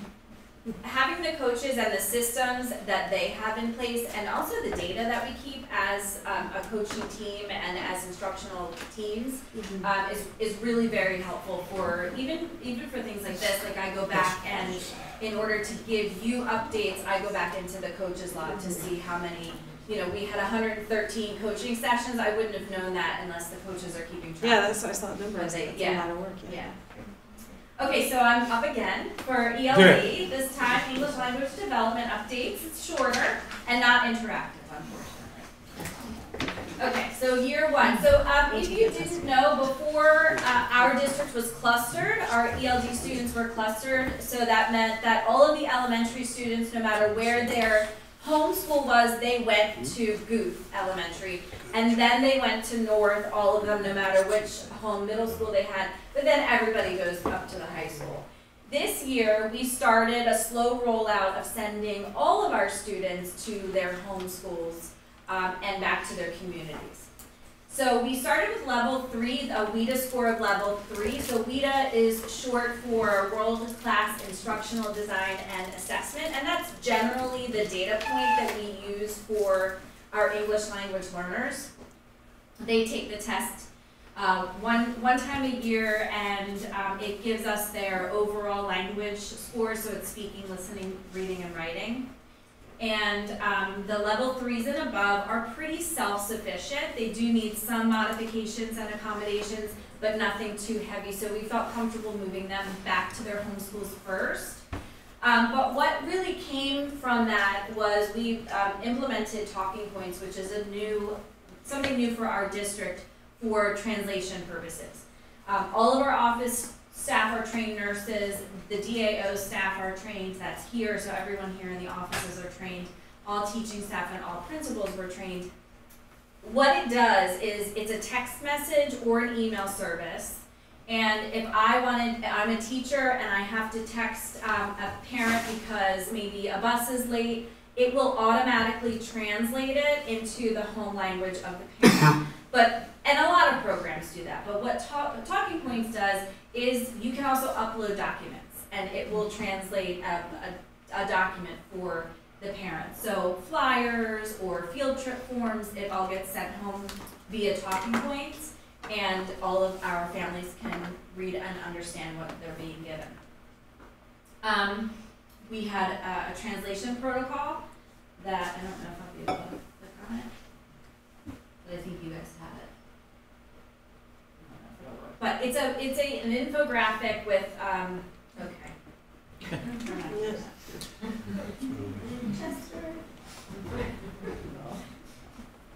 Oh, it wants me to log into Canva. It's an infographic that lets you know. Sorry, thank you. Lets you know if you need to have an interpreter. This is what you do. If you need to call home, this is what you do. So it's very user-friendly, and Carly Baker, who is the ELD coordinator for the district, she developed it she's a whiz on Canva, so she did that on Canva. We also developed elementary grading guidelines, and we're still tweaking them and working on them.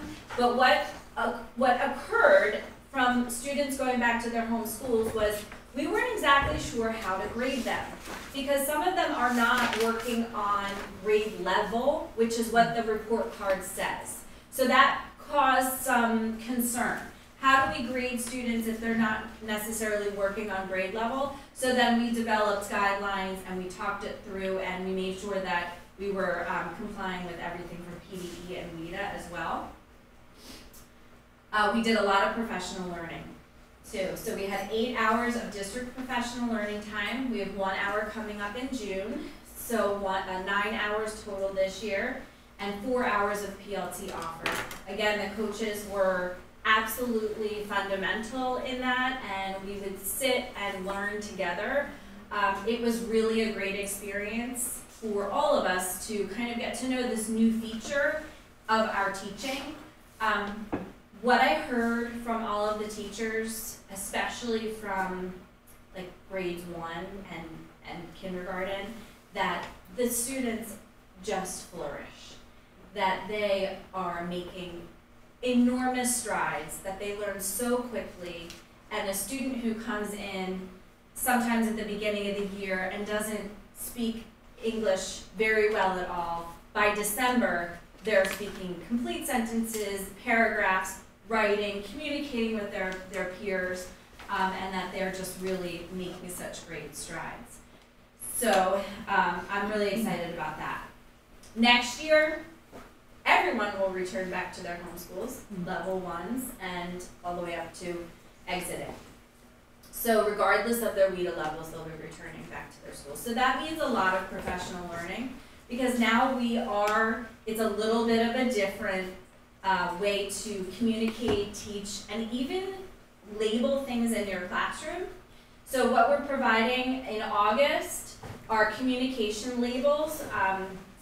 Our coaches and our ELD teachers made labels for everything in the classroom. Window, light switch, bathroom, nurse, wash your hands, I'm hungry, I'm sad, all of these cards, and they will put them like computer screen, table, so that with pictures along with it, so that the students can then start to feel comfortable and identify words and speak to their teachers, speak to their peers. That's something that's new for us. One of our teachers made communication labels for that every teacher can wear. It's like a little stack of cards. She gave me some. So we have newcomer strategies, because newcomer strategies are different than level 3 strategies for teaching and for accommodating. That's something that we're going to support teachers on. And how to welcome our new students in if they come mid-year. Because sometimes we do have level 1s that come in December. And so how do we support them as best as we can? Jen, can you mention the event that you held as well? Oh, we had a coffee and chat with our families on, when was it? Thursday? Yep, May 30th. And so we had families come, and one of the really cute ideas that they had was we had a map of the world, and everyone that came in put a little pin next to where their country is, and so we could all kind of share where we were from. Yeah, so it was nice. And next year we would like to do 2 events, not just 1 event. So we wanted to hold that twice, maybe 1 at night, because we did it during the day. Wasn't the most ideal time for all of families to come, so we'll have 1 at night and 1 during the day. Okay. Any questions? Yes. Around how many languages are we working with in a given year? So there are about 3 that are pretty prominent. Most of the students speak about 3 languages in particular, but we have upwards of 40 different languages. Wow. Yeah. And we have some people that come with 2 languages. And Yeah, yeah. I can imagine. And so, like, this is talking about elementary school. What do we do in the middle school and the high schools if someone comes in, like, moves here? So that's generally case-by-case basis. Okay. Since I started, we've had kids come in 11th grade, and they're level 1s. And what do we do then?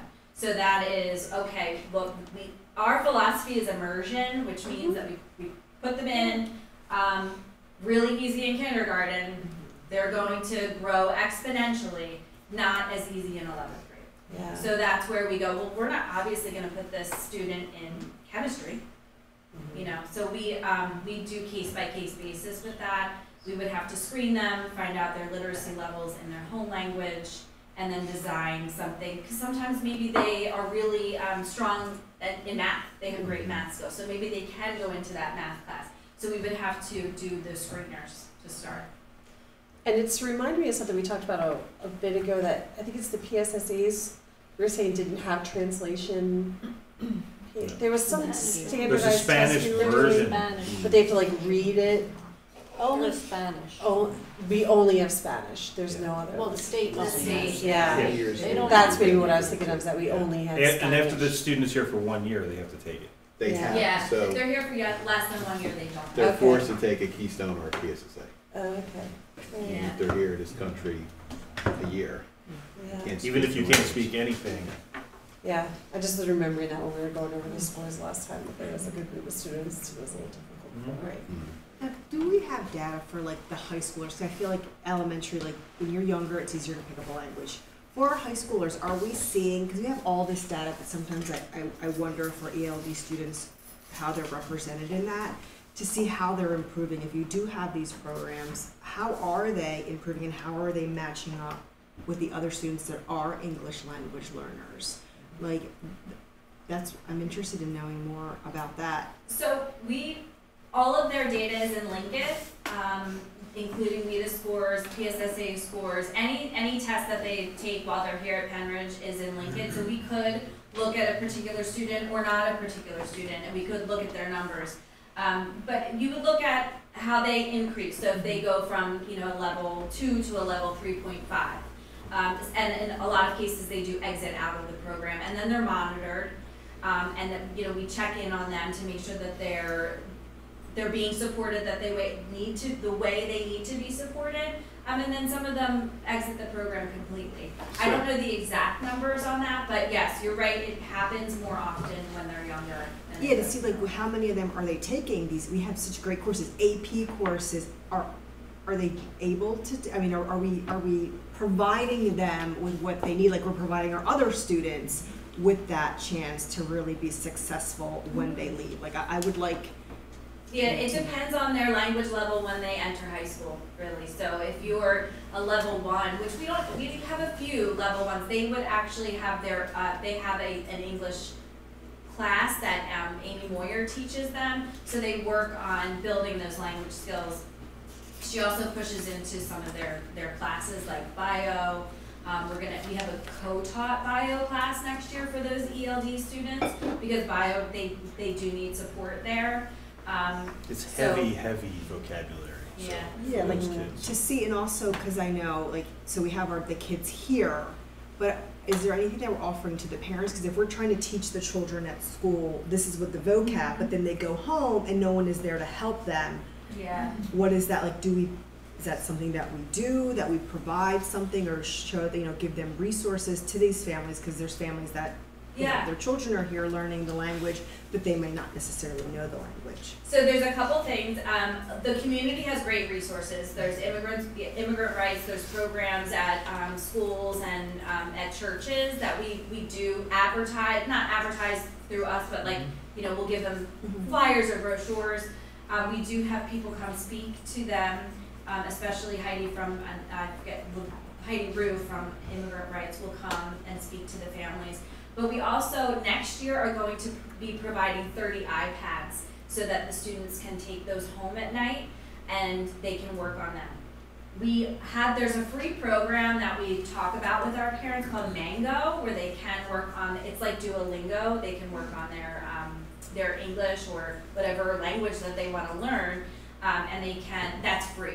So we do offer that. Last year at our event, our family engagement event, we had a station for Mango, but we didn't get a whole lot of traction with that, so we didn't do it this year, but it is something to consider. But yes, that is a big piece of it, the parent communication, helping parents support their students at home so that they can learn the And feeling comfortable, because I know as a parents, you don't know, you're having your child go and learn this, and sometimes as a parent you could be embarrassed to be like, I may not know how to read this. So to be able to engage those families, I think is really important. I like the whole texting, email, but sometimes that's not as formal as I could pick up the phone and talk to a teacher. So yeah. So Carly did talk about trying to develop some buddy programs at each of the schools to pair up families. So that they have someone who's close to them that they can talk to, people that are willing to be comfortable. Yeah, comfortable. I mean, we have a lot of translation services, but it's a lot better when you have someone who's there to help and support you. Right. Yeah. Thank you. And we'll have a data presentation in the fall and we'll have this L data disaggregated for you. So we get all of our PSSAs and keystones, we'll be able to show you that and the WIDA scores. I have one more question / comment. I do agree that young ages immersion is the best way to do it. But I also would like to see if there's opportunities to teach our, USA born students, who most of us only speak English, myself included, a reciprocal relationship in that, like expose them to more languages at a young age. Because most companies and careers now are global, and you're going to be working with a lot of people. Well, I think middle school is where you're going to, when you do your middle school. When we the first middle school scheduling. Yeah. We did that many years, I can't remember, Yeah. many years ago. We did, we were hoping to move in that direction. Full immersion at the elementary level. It was a matter of staffing. Yeah. And finding native speaking teachers. And that was the same issue that the schools we went out to observe also had. So we definitely wanted to move in that direction, but we're unable to at that time. But I would definitely be a resource. Strange. But I'm even thinking like where you come in and we're speaking Spanish today. Yeah. Only Spanish today. And so those Cool. children can feel too like what it is like they have to pick up on social cues and what it like you have to pay attention to very different things when you can't understand what the person's saying, and so, and what it would be like for their classmates. That's one of the things we're encouraging with professional learning too, is to acknowledge that student's language and maybe share something in their language so that they don't feel like such an outsider, and really kind of using that as this is their superpower. You know, they can speak another language. That is, it's really exciting. Yeah, like they start with good morning in Ukrainian or Yeah, something. so we talk about how to incorporate that, make that part of your Good. regular routine. Just like foundations is very routine. Morning meeting, we say hello, we do the weather or whatever it is in, you know, our friend's language as well. So. Thank you. Thank you.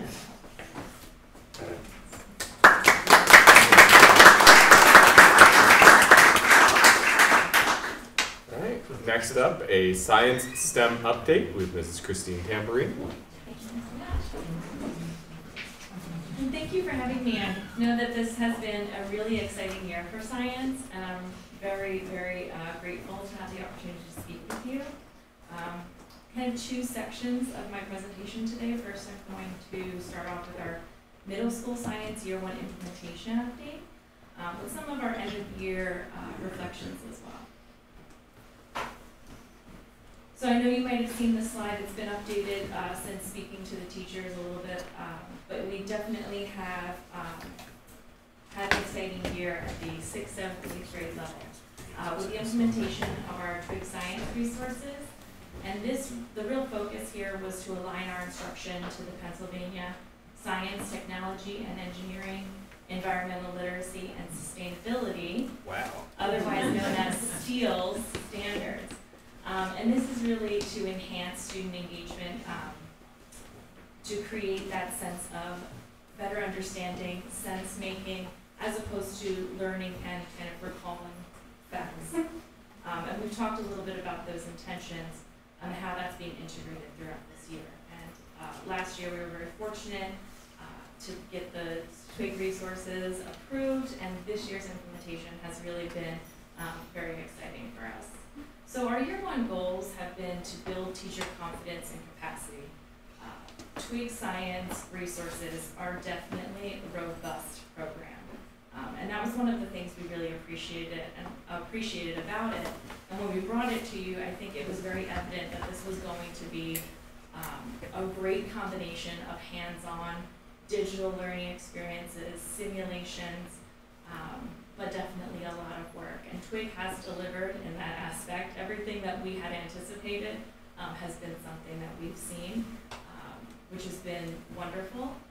It has also been a very big undertaking for our teachers with the support of our instructional coaches and a lot of collaboration that's happened this year. It has been a tremendous effort at each of our middle schools, not only collaborating as individual schools with their science departments, but also across the district. It has been just a true effort, but a really enjoyable one, and we've seen a lot of great things happening in the classroom.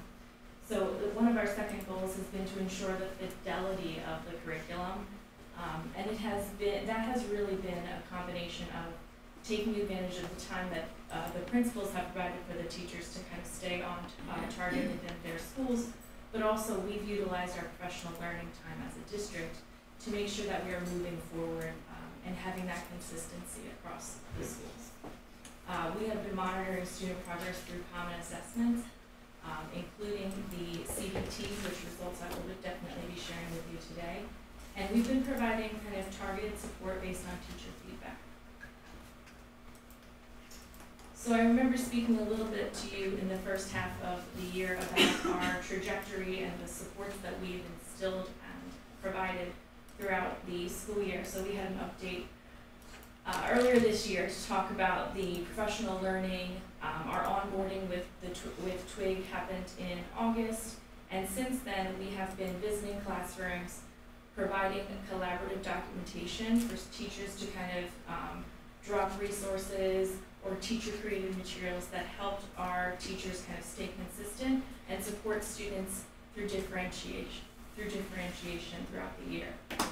Again, working with our instructional coaches and making sure that this was a true team effort. And we've really enjoyed the feedback that we've received to be able to kind of identify what areas of support we have for this year and what maybe our action steps are moving forward.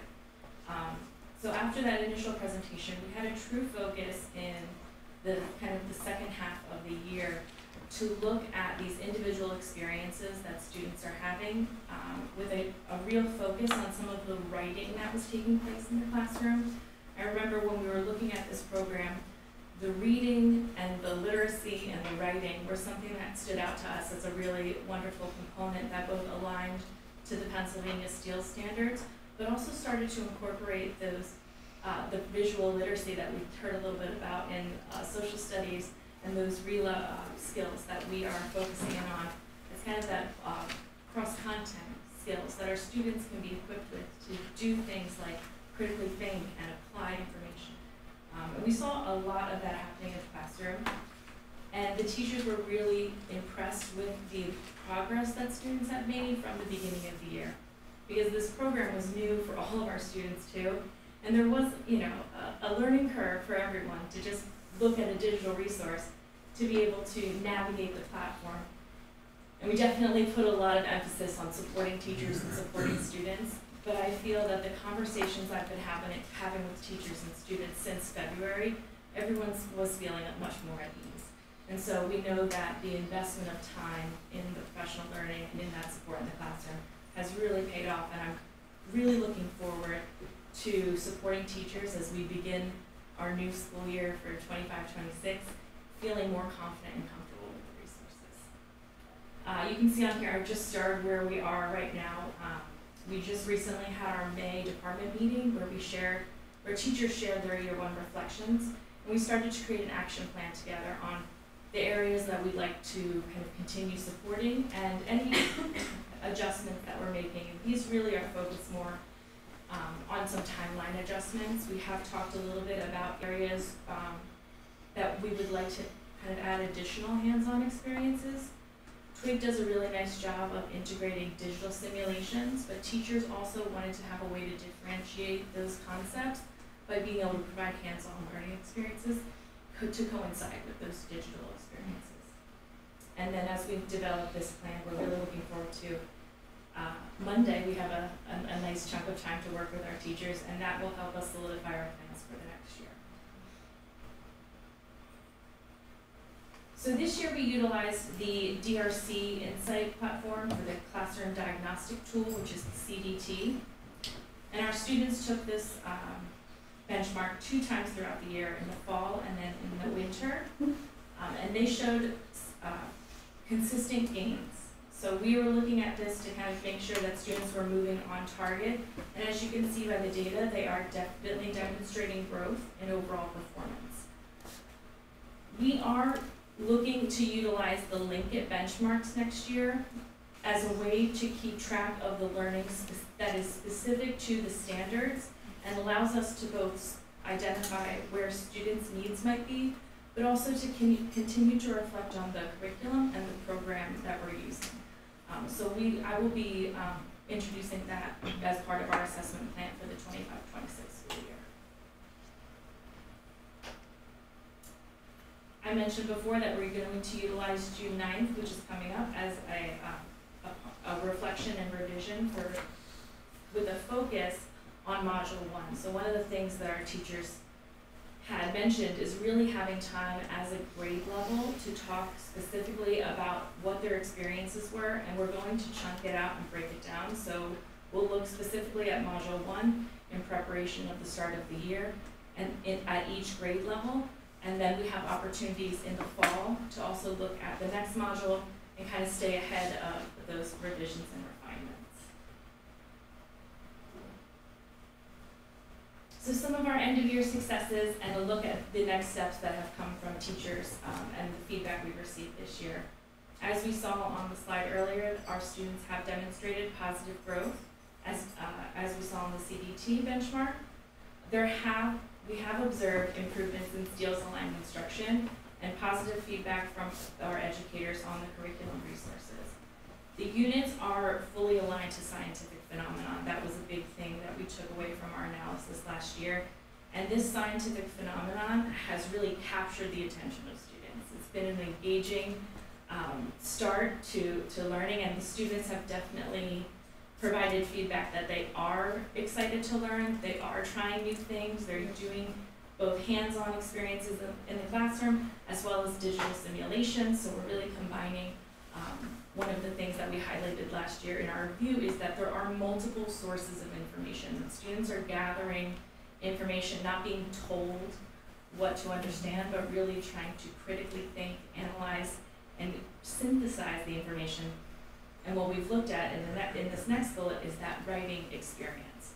So how can they take that information from all of their multiple experiences and be able to provide a claim, evidence, and reasoning response? And as you'll see on some of the slides to come, it does vary throughout the grade level on what is being asked of students, but I feel like we're really developing a continuum in terms of the writing and the expectations for students, which I'm excited to build on as students gain more experience with this throughout the years. So looking at our next steps, we are, as I mentioned, going to add in some additional hands-on learning experience that will help students visualize some complex concepts. We are looking to develop consistency in writing that builds from grades 6 to 8. So this year, teachers have been collaborating on the supports and scaffolds for students because all of our learners are coming with different experiences. And we'd like to make sure that we have a plan for differentiation and also building the rigor as we go through the grades. We're going to expand our professional learning opportunities based on the teacher feedback that we've been collecting. And we look to strengthen our data-driven instruction utilizing both the TWIG assessments and the LINCS benchmarks. So here are some plain evidence and reasoning sample prompts and responses from our students this year. So this is an example of a CER writing structure in grade 8 where the structure is used to support comprehensive responses to critical thinking prompts that require application of content and student analysis. So I'm just going to read the prompt here. So it says, construct explanations. Why do astronauts use radio waves to communicate? Write your explanation, including what you know about the structure and function of electromagnetic and mechanical waves. So this is a prompt that was provided to our grade 8 students, and I really like the connection here because you can see one of the things we've mentioned previously are those cross-cutting concepts. And one of those cross-cutting concepts from the Pennsylvania Steels and the Next Generation Standards is structure and function. So it's really, we're seeing there's evidence that TWIG has integrated these aspects that we were looking for, and they've really delivered on these prompts. So this is a great example of how they're using this type of writing to connect what students have learned and kind of applying, taking two individual content concepts and pulling them together. So here's another example of a writing prompt, and this one is where we see a pre-exploration. So there's not an expectation that students would have learned this, but they're going to begin exploring this concept. And so what's provided here is a data table. And so what we're looking for is the student's ability to analyze data that's organized in a table, connecting it with the provided information, which is another skill that we're looking to develop with our students. So here's the kind of a more formal response. This would be a claim evidence reasoning response where students have had multiple experiences that have included both investigations, readings, videos, and they're pulling all of that information together to respond to the prompt. And here it says, in what ways are the rock cycle and the life cycles of volcanoes interconnected? So again, with these prompts, you can also see there are different ways for students to respond to these. And it really, what we're assessing here isn't necessarily a right or wrong answer, but really how students are reasoning their way to a response by pulling evidence from multiple sources. One of the strategies that we have here that's being utilized is a color coordination, which I do love color coordination. But if you look at just what is highlighted in orange, these are the different sources that students are utilizing. So students are referring to their rock journals, they're also referring to Twig Session 2 where they had a reading, and so that type of scaffold is really being built in to help students identify that to have a robust and comprehensive response, these are the expectations. And so that's one of the areas that I hope to support and kind of build the continuum of writing by having differentiated strategies like this, so students know exactly what to expect, and we as teachers support each other in better understanding how to support students. And finally, we have kind of an introductory claim evidence reasoning here, where the structure is used to support students drawing conclusions after an investigation. So this might be happening like the day of. So we've done an investigation, we've identified a claim, students are using the information they gathered from the investigation, and then providing their reasoning after analyzing the evidence. So here the prompt is, what can temperature tell us about the movement of particles and the amount of energy stored in your penguin models? So again, another example of scientific reasoning utilizing models here, which is something that Twig has definitely delivered on for us. So before I jump into elementary science, are there any questions about middle school?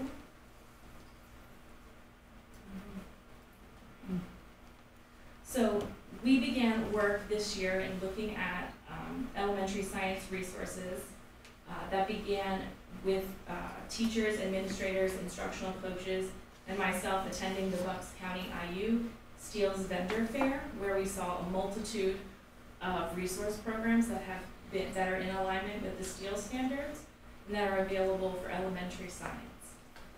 After that initial review of the vendor fair resources, we invited 6 of those programs to provide an individualized presentation to us here with all the attendees who had attended the Bucks IU fair. And we learned a lot in that experience, and we utilized the rubric that we have for evaluating resources to kind of identify and pare down the resource programs that we were looking for. And 2 of those resource programs rose to the top. That was FOSS Pathways and Twig Science for elementary. And recently, we met just last week, and I want to thank Mr. Wurz for joining us. We had 2 presentations, a little bit more of an extended presentation. We really tried to focus on the teacher and student experience of these programs. And they provided us with a lot of information. But at this time, we really can't distinguish which of the programs are going to be a best fit for us. So I feel like our work is definitely going to be continuing through the summer and into the beginning of next year. So right now we're currently looking to do a deep dive into both the FOSS and the Twig resources. This has been in collaboration with the members of our committee. The instructional coaches have also played a significant role in our work. This will include the navigation of the digital platform. One of the things that we've learned through our experiences with our newest resources through Twig is that the ease of use for teachers and students plays a really important role. We're looking at the standards alignment in particular with grade levels from K to 5. We're trying to be very diligent in making sure that what is expected of students is being covered at each grade level. The teacher and student ease of access for both the physical materials and digital materials is something that we're paying close attention to, as well as the hands-on learning experiences.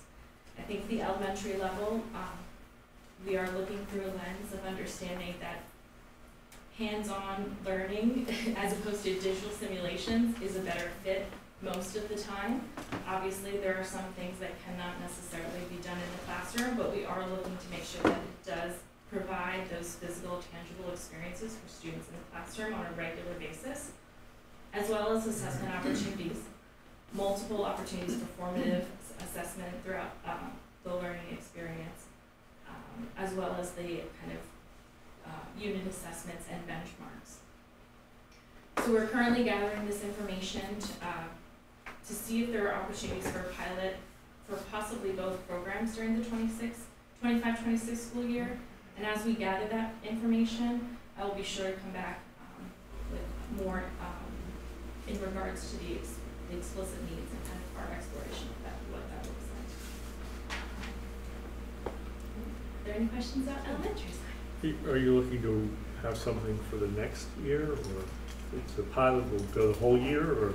We are looking, in speaking with both Fox and Twig Science, it seems that the most feasible structure would be to look at a unit of study and to involve as many people as we can in that unit. So I've been gathering that information right now, and I'd love to share more about when I have more information. So when would you look to implement one of them? I would look to bring more information to the board in the fall, and then see if we could schedule it for either winter or spring. To start or to? To conclude, it would be a short. We look right, to do like a 4 or 6. And when would you implement the finals? We would look to have a decision for which of the programs we feel best aligns by the end of next school year. Okay. So to start the fall. Yes, yes. No resources would be, would be in no final decision. And thank you again for being there. I hope you had fun. That was interesting. I actually do have a couple questions because I was reading back through some of the claim evidence reasonings. Yes. I'm actually learning a lot of things I didn't know. But remind me again, these are like, if we take the example of the first one around radio waves for the astronauts, they would have just done a lesson on radio waves versus sound waves and all of that, and then, okay. Yeah. Right, so there's not questions that are being asked and they have to go and find information on their own. They would for the constructing of the explanation. Yeah. Typically, they would have multiple experiences for this one. It's within the concept of how astronauts use them. So the article and kind of the learning connect that, and that's where the engagement and in the phenomenon. Yeah. And they're learning through that experience. Got it. Okay. We certainly up the challenge on this, yeah. Yeah, if a middle schooler, that's pretty impressive. That's one of the things that teachers have really identified is that Twig, as demonstrated here, Twig utilizes claim evidence reasoning, and we have made it our intention to respond with the claim evidence reasoning structure to kind of maintain consistency and support students in developing complete responses with rationale. And this provides a really nice structure for students to kind of lean into, but there are many opportunities for writing within the program. Christine, can you remind everybody about when the changes to the exams are being implemented? Sure. This year in the spring, we saw field test questions on the science PSSA. We are looking to see a fully aligned Pennsylvania Steels assessment for the 25-26 school year. So students will be tested on these on the changes of the Steels standards next year with accountability. They were in this year. They were tested. Yes. So we are actually very excited to see how well our students perform because they've had some experience.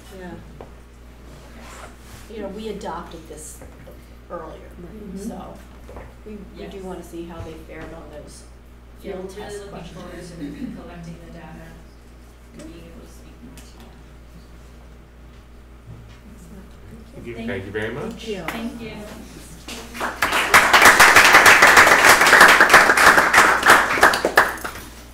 All right, Next up, Middle School Scheduling Committee, Dr. Kathy Scheid, Dr. Cordeleza, Mr. Renner, and Dr. Police.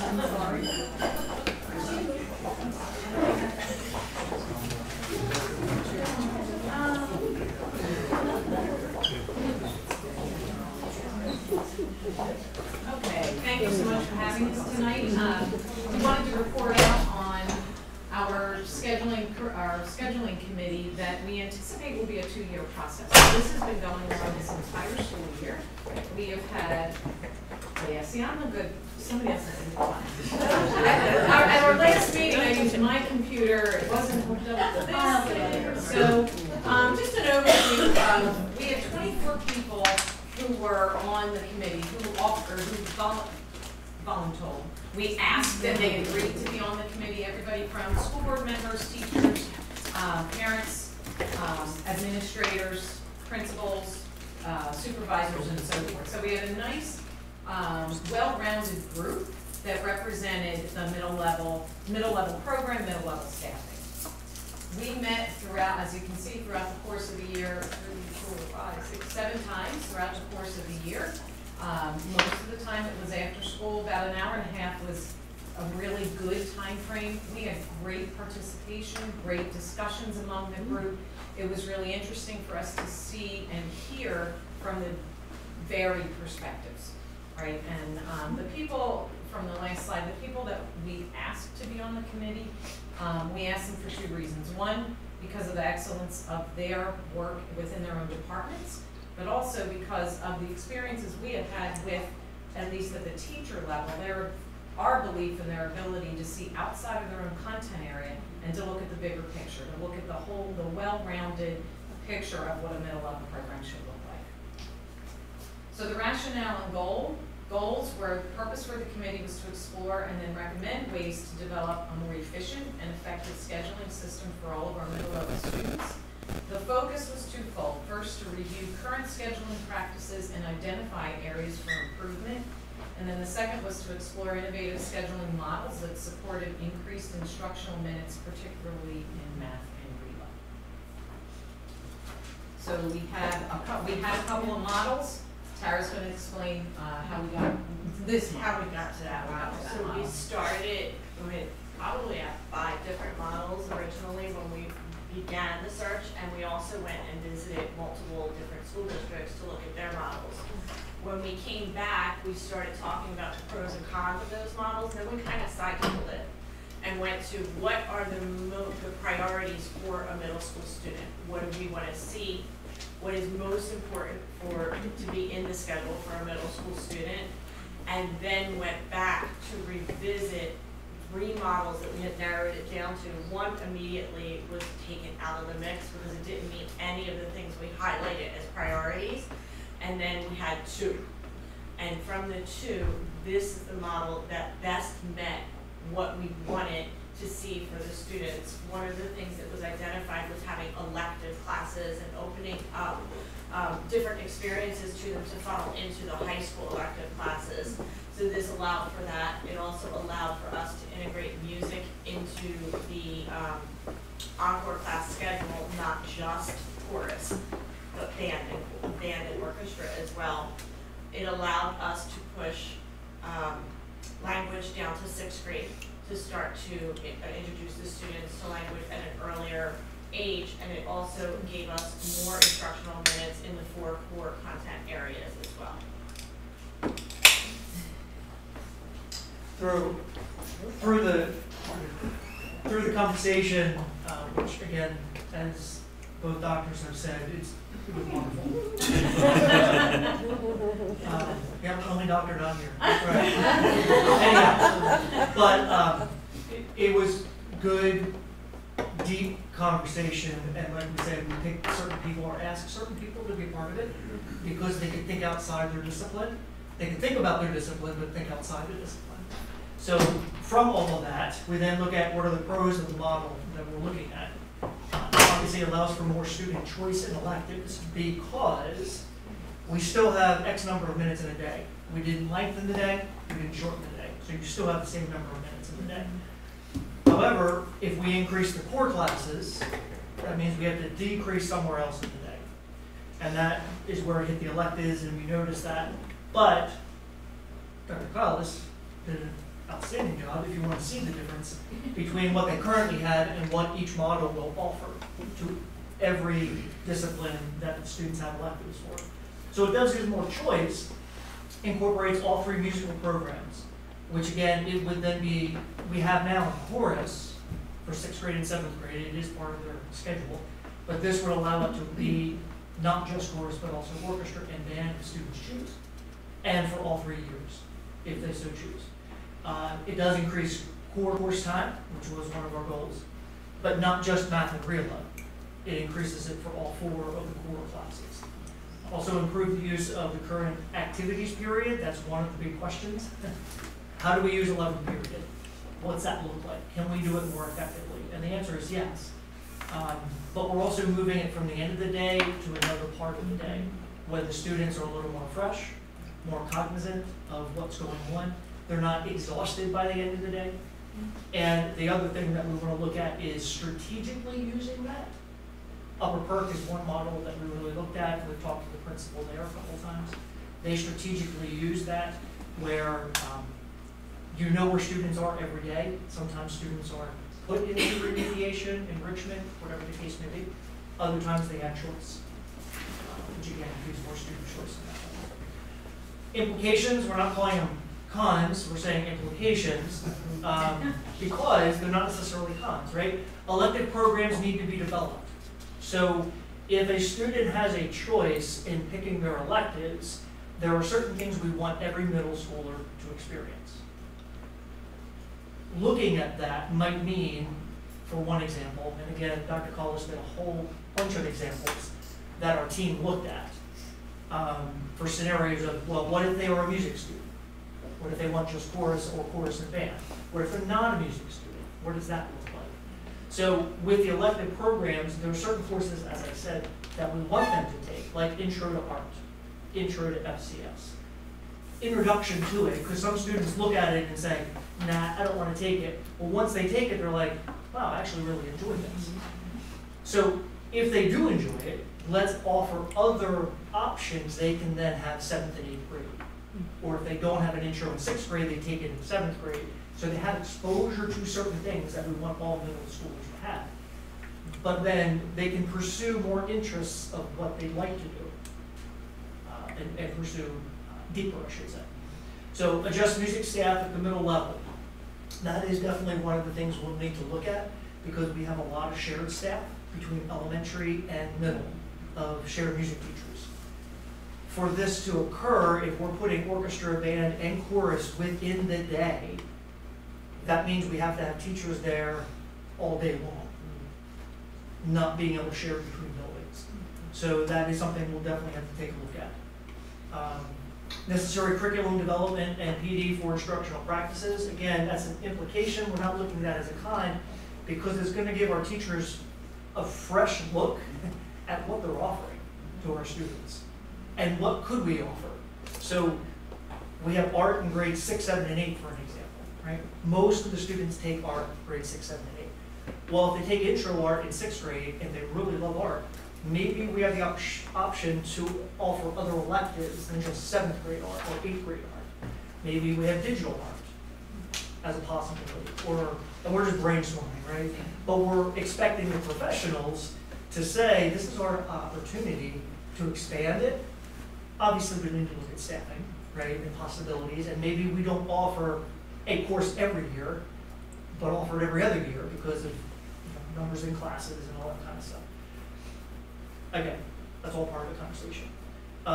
Design and implementation, obviously, it's going to take time. There's going to be a lot of professional development for pretty much all the different disciplines because they're going to need to relook at not only like the high school just went through with block, it's going to be longer class periods. So what does that look like? How do we instruct better and more effectively? But at the same time, as I already said, what if we expand things? What if we give other options?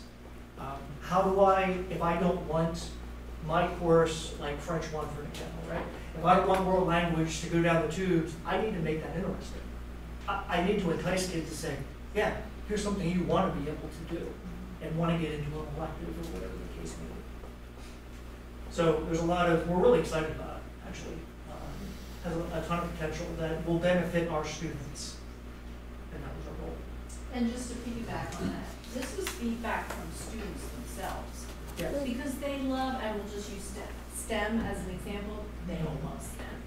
But they love different parts of STEM.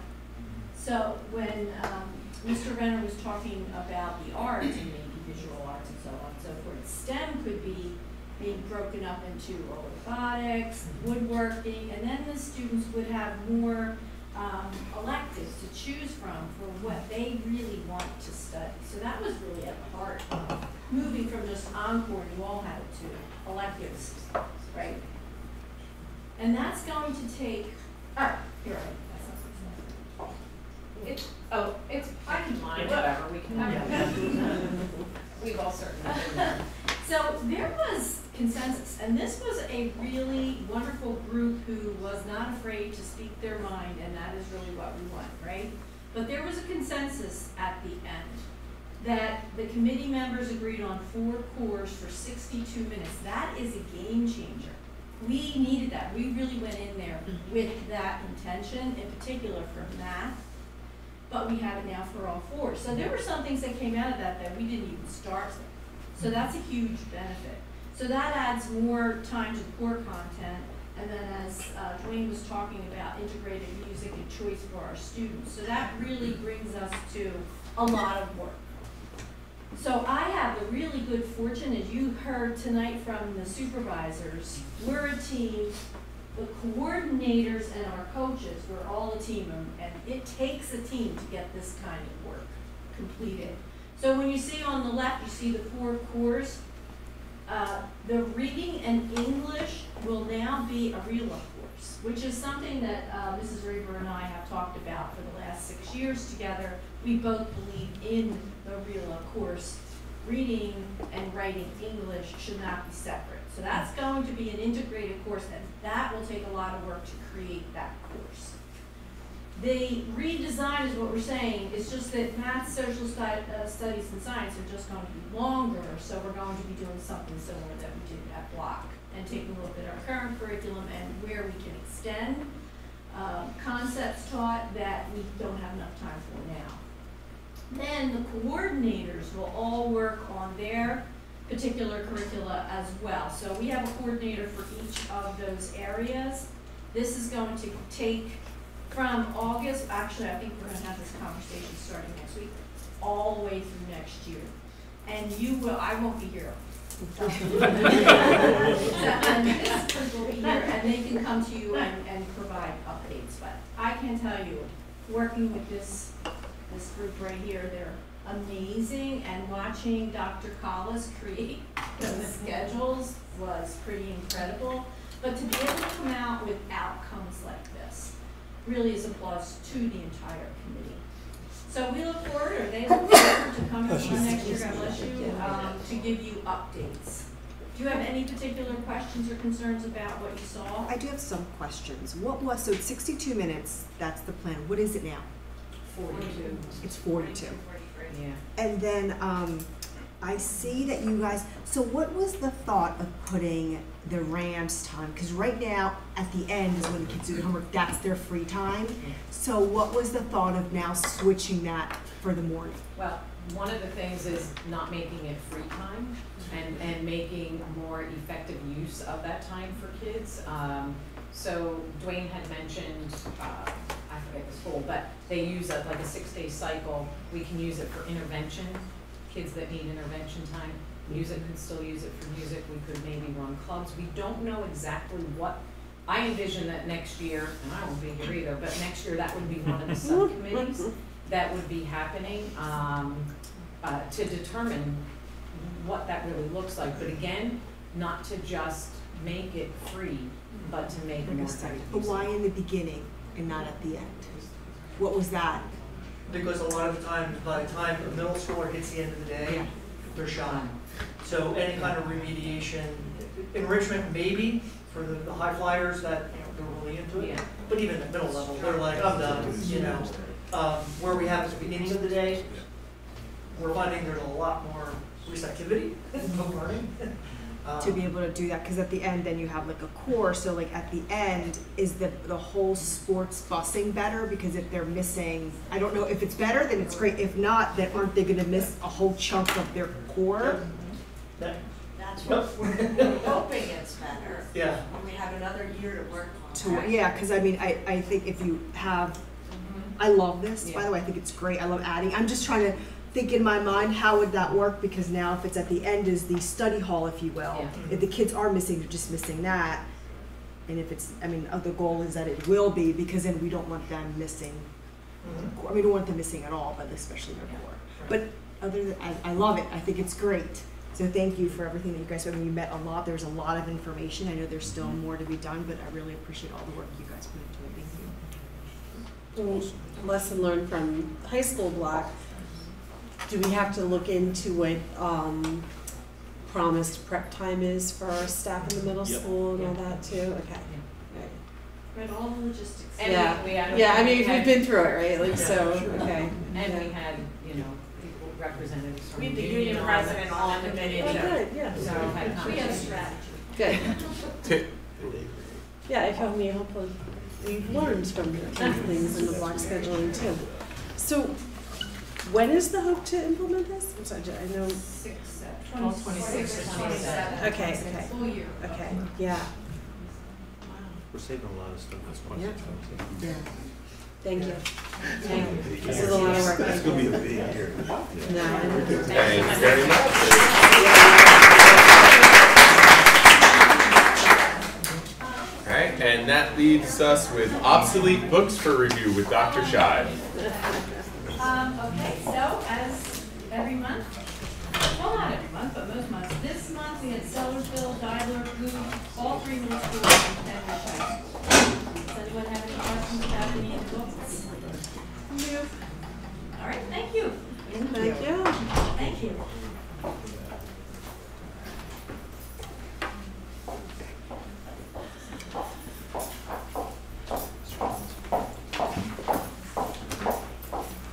Alright, is there any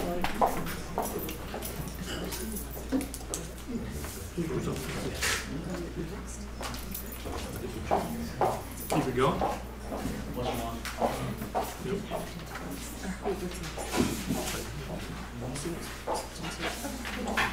Yep.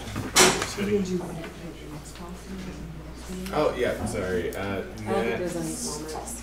Are there any comments? Next curriculum meeting is not on my magical sheet of paper. So that will wait until we're finished.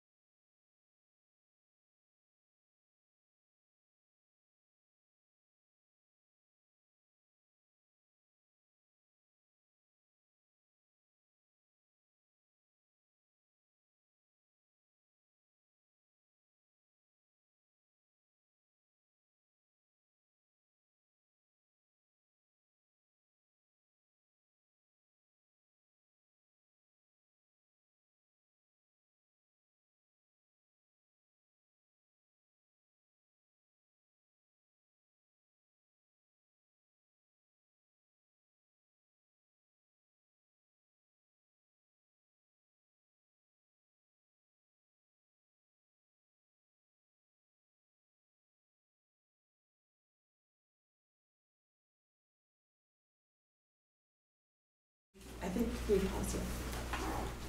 Hi, we're starting the policy committee. This is a relatively short agenda tonight. Is there any public comment? No, no public comment. We're going to start with the policy update plan. For this meeting, we've added in, obviously, the policy we're reviewing today, and also some PSBA updates. We put a schedule in on when we will start going through those. Since this was posted, one more policy has come up, policy 915, which is around, oh, I just had it open. Booster clubs and Booster parent clubs, and did you want to speak to that, Dr. Barrios? Sure, Ms. Rash. Yes. Thank you. So policy 915 is booster clubs and parent organizations. And I first want to acknowledge, I believe the policy as written right now is well written and appropriately detailed.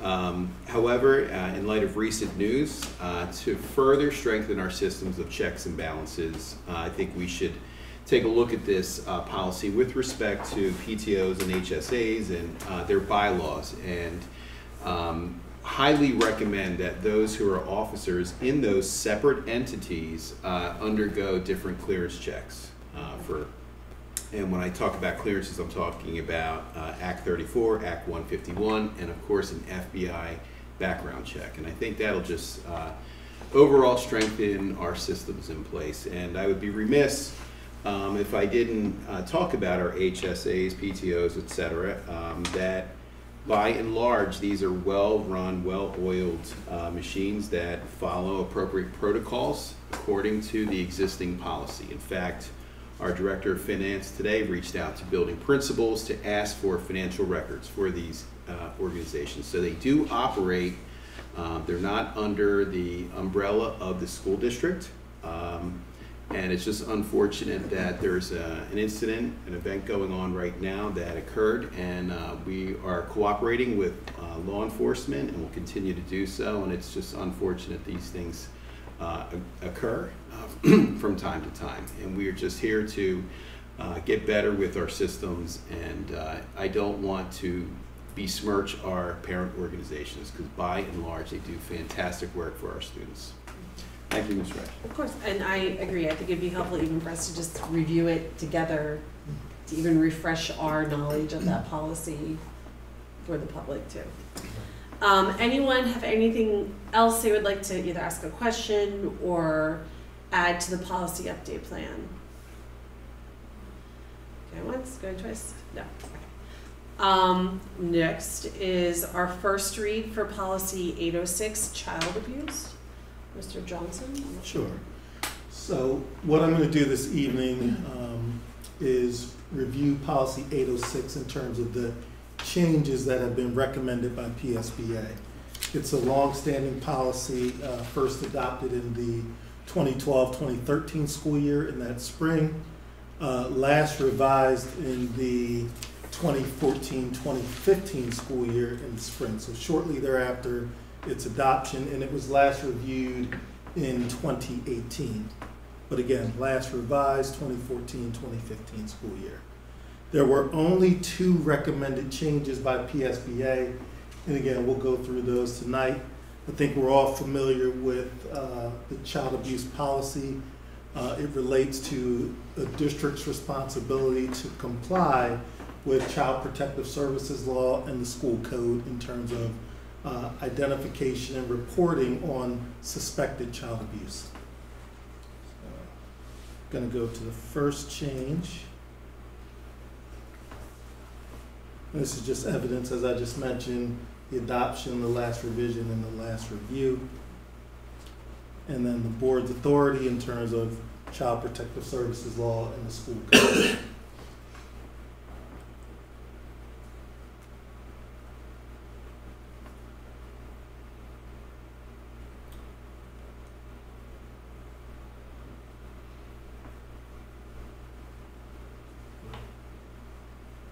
It's a lot. So this is a relatively minor change, but I think important for the board's consideration, as well as Dr. Barrios. The district shall provide, and again, this is under training requirements, but it's asking for the district to provide our volunteers with training on child abuse recognition and reporting, which I think is important, in particular for those volunteers who are in the schools on a routine basis, not necessarily those volunteers who may come once a year to a school. Obviously, we're making sure that they have that recognition and reporting training. However, I think it's something to consider for those volunteers who are in the schools on a consistent basis. Yeah, I think, yeah, I mean, I guess we would be specific in what that means, right? That's the language recommended by PSBA. However, we could look and modify that for our purposes. How would we do that? Would it be online training program or? That's how we do it with Yeah. our employees. I think Okay. we would just extend that to include volunteers. And then just, once it's completed, it's submitted to the district? Is that how Submitted, that- oh, we okay. can print out a certificate, file it, make sure that it's in there. It's easy. Very easy. And then the one other change, again, for the consideration of the board, walks through in terms of evidence. And I think this is good practice, something for us to consider when necessary to preserve potential evidence of suspected child abuse. It talks about photographs of the child who's the subject of the report. I think for our purposes, we would recommend and potentially add something about someone from the health suite doing that, in particular when there's injuries to a child, as opposed to an administrator, a teacher, but I think it could be the function of the health suite in the school. And then it recognizes the importance of kind of codifying that and stating any such photographs shall be sent to the county agency at the same time the written report is sent or within 48 hours of the electronic report. You want to go the child line, the report itself. Yes. So one of the things, most people are comfortable with the written report. The actual, the online, or actually an electronic report, the online report is rather cumbersome. Takes a significant amount of time. However, when you do that electronic report, you don't have to do a verbal report. If you do a verbal report, you must follow that within 48 hours through their digital reporting system. So we typically recommend, with the support of a counselor or an administrator, that electronic report because it negates the ability to do the verbal report. When we're talking about our staff and people here who are mandated reporters, Yes. are they allowed to anonymously report, or is part of the obligation of being a mandated reporter that you have to say, like, I'm the person who saw this, and you? So in the online portal, you have to identify yourself. Okay, good. As well as the alleged perpetrator, because at that point, it's just suspected. Okay. You actually have to create an account with your contact information. Okay. And there are times when school districts receive a report, and when these matters are referred to law enforcement, for example, so a child line call is made, and then the local law enforcement agency will then take over the investigation, and at times an employee is placed on paid leave while law enforcement undergoes that investigation. Now, we typically don't run a concurrent investigation. There are instances where law enforcement comes in and the adult is exonerated. There's nothing, there are sometimes hyper-reporting, over-reporting that occurs in school districts. So I don't want to send shockwaves if someone is put out on leave, because we are following the law. That's unfortunate. If they're the suspected abuser, If they're right? Like if they're just suspected- reporting it, they aren't. Correct, not the reporter, Right. but if the person whom the report is about. Right. So if I said, earlier today, I saw, you raise your hand, Mr. Wers, he was aggressively handled a child. I would make the report online. then if Ms. Sharino is the principal, she gets the report. Yeah. Mr. Wers is placed on a paid leave until Percy Borough, wherever the jurisdiction is of the police department, until they run an investigation. So they will come in, interview witnesses who saw and get statements. And then if they say all clear, then Mr. Wers will be contacted to report back to work. But this is for any child abuse, right? This, yes. Just not specific to any. Yes. Now this could also be for, we hear of mandated reporting, so if a school counselor, a child reports something that they witnessed something on the weekend, it takes a little bit of a different path as far as reporting. We wouldn't place somebody on leave, obviously, if it's a relative or, and I'm just specifically talking about our employees, but things happen off campus and we have to do a child line. And we need to make sure our teachers and our staff and everybody in this district, superintendent included, we get our state mandated training to, and you'll find sometimes when everyone goes through a training every 3 years, you'll see a spike in the number of reports that you get, because people get, or in surrounding school districts, if things are popping on social media and on the news, you'll see a spike in reports as well. But we think this is, it hasn't been reviewed in quite some time, and we just think that making these additions here would just be more prudent for our district. And then one more question too, Yes. as we were talking about the volunteers being trained, which I think is a great idea. Are they mandated reporters? Volunteers? If they, I don't think a volunteer is a mandated reporter, Okay. but I have to double check. Okay. I would have to Wait, check go with our ahead. solicitor. I Yeah. would venture to say no, they are not. But if we add that extra training, then at least they know. But Yeah, I like the training, I should, agree, yeah. they should be, but I don't know Yeah. if they would be go lose their. Right, they could be prosecuted for Correct, not right, reporting. for not reporting. Okay, yeah, we can ask Mr. Moore that, okay. So those are the two changes I have. Now, where it gets interesting, sometimes we'll receive a safe to say tip. Now, remember, they are the anonymous tips that we receive. And it's sometimes that, when you go into the investigation, you go down a rabbit hole, then we sometimes have to report, do a child line, because we're getting a report, even though it's anonymous from the state. So it can get a little bit sticky in those situations. But sometimes we're taught, over-report rather than under-report. It's better to be safe than sorry. Any other questions or comments? So it looks like the only thing we have to follow up on is if a volunteer is a mandated reporter. Yes. And what is the volunteer, or like how many hours are you considering volunteer? Is it just someone that comes in? I would simply to read a say book? to be as There's a simplistic as possible definition. to anyone who's entering the school that's not a staff member that comes on a routine basis. Regular basis. I would say that if someone's coming in to read a book, typically they are with a librarian, a principal. I don't know if we can, right, we don't want to make it too cumbersome. There's a definition. So long as they are not alone with our students. You just want to make sure that it is defined so principals know, Yep. okay, this person needs a training and this person Correct. doesn't, right? So the definition says integral part of regularly scheduled program, activity, or service.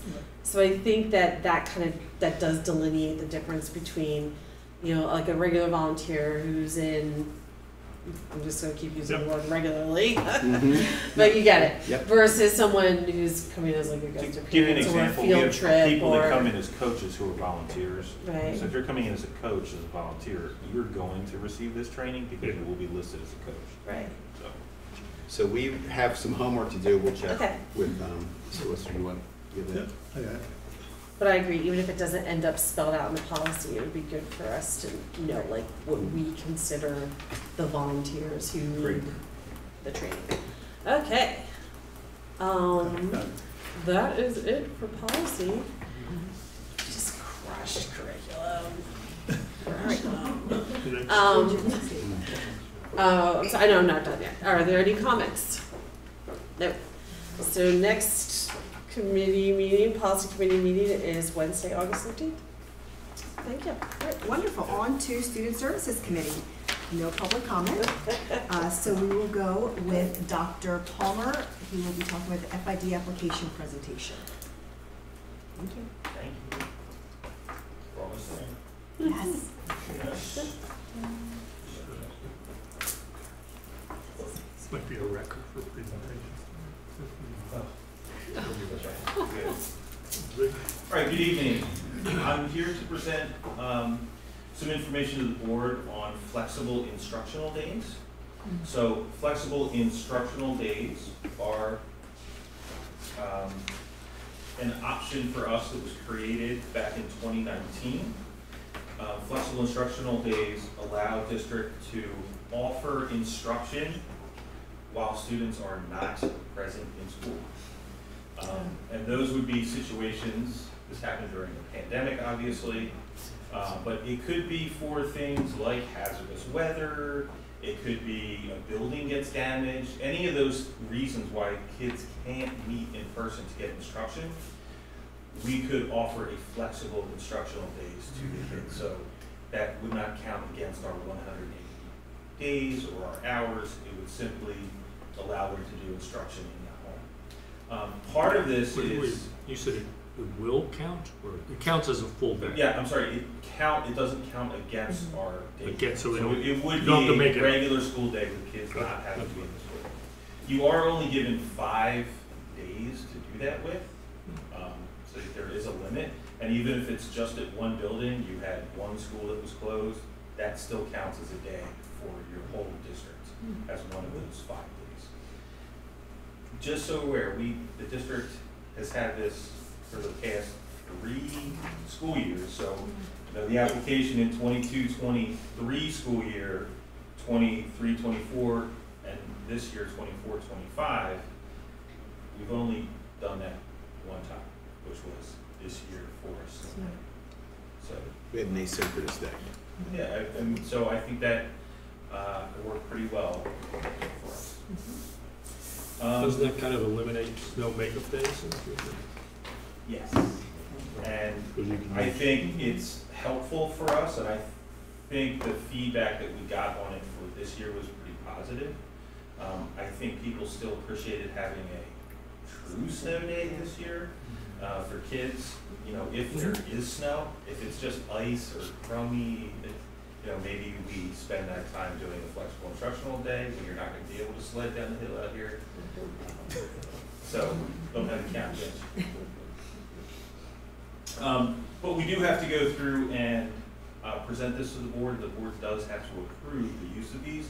This will be for another 3 years. So this would be implemented for next year, and then we simply have to let PDE know when we've used days throughout the year. So at the end of the year, we'll have a form that we'll submit letting them know when or if we've used one of these days.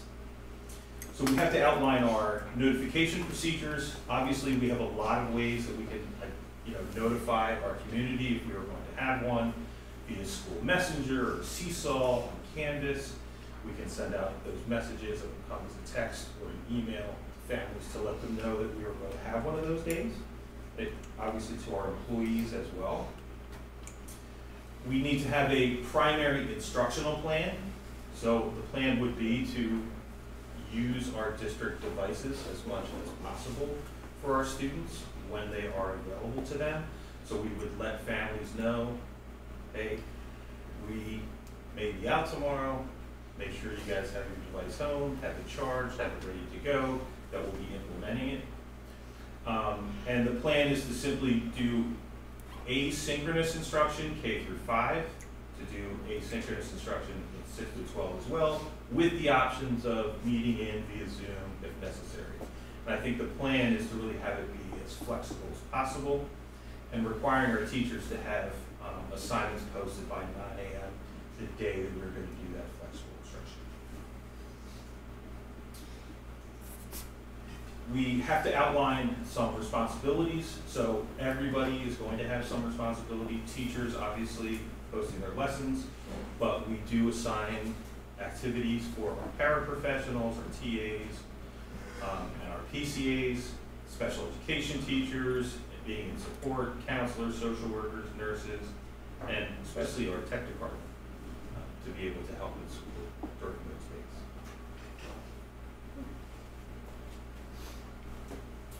Outlining student attendance.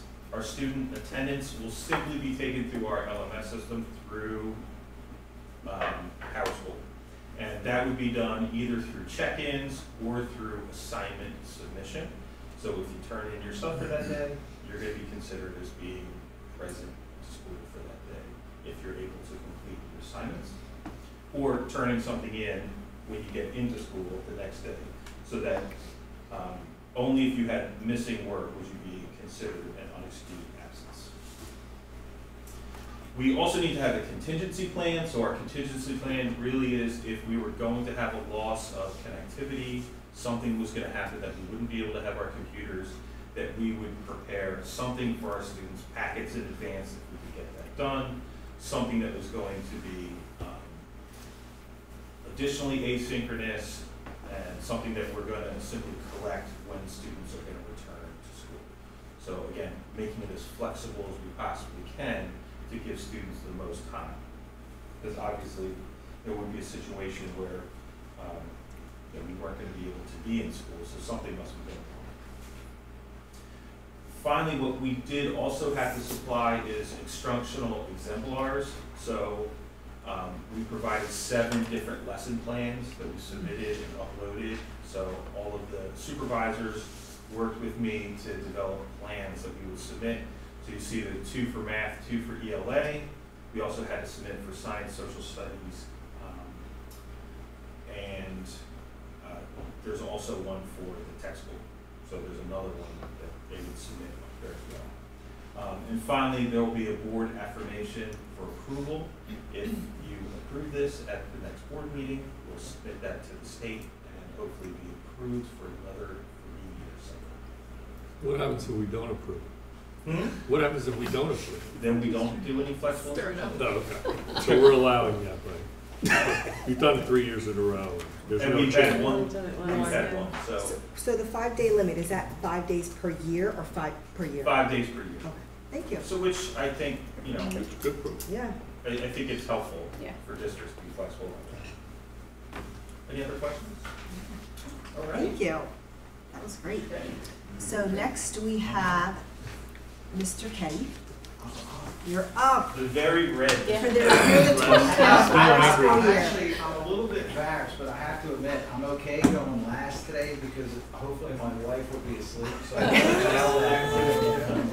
Yeah, but we had you go last, like it's not like you. I think we have to make a pact for Mr. either. Petty, no more presentations for you on the night before graduation. Yeah, that's kind of rough. So I'm sorry we did this to you. It wasn't us. Yeah. It wasn't us. That's why he gets the big bucks. Building resilience. Yeah. Administrators. He can sleep in the sun.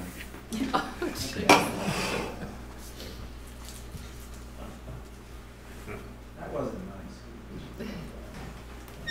Actually, this presentation,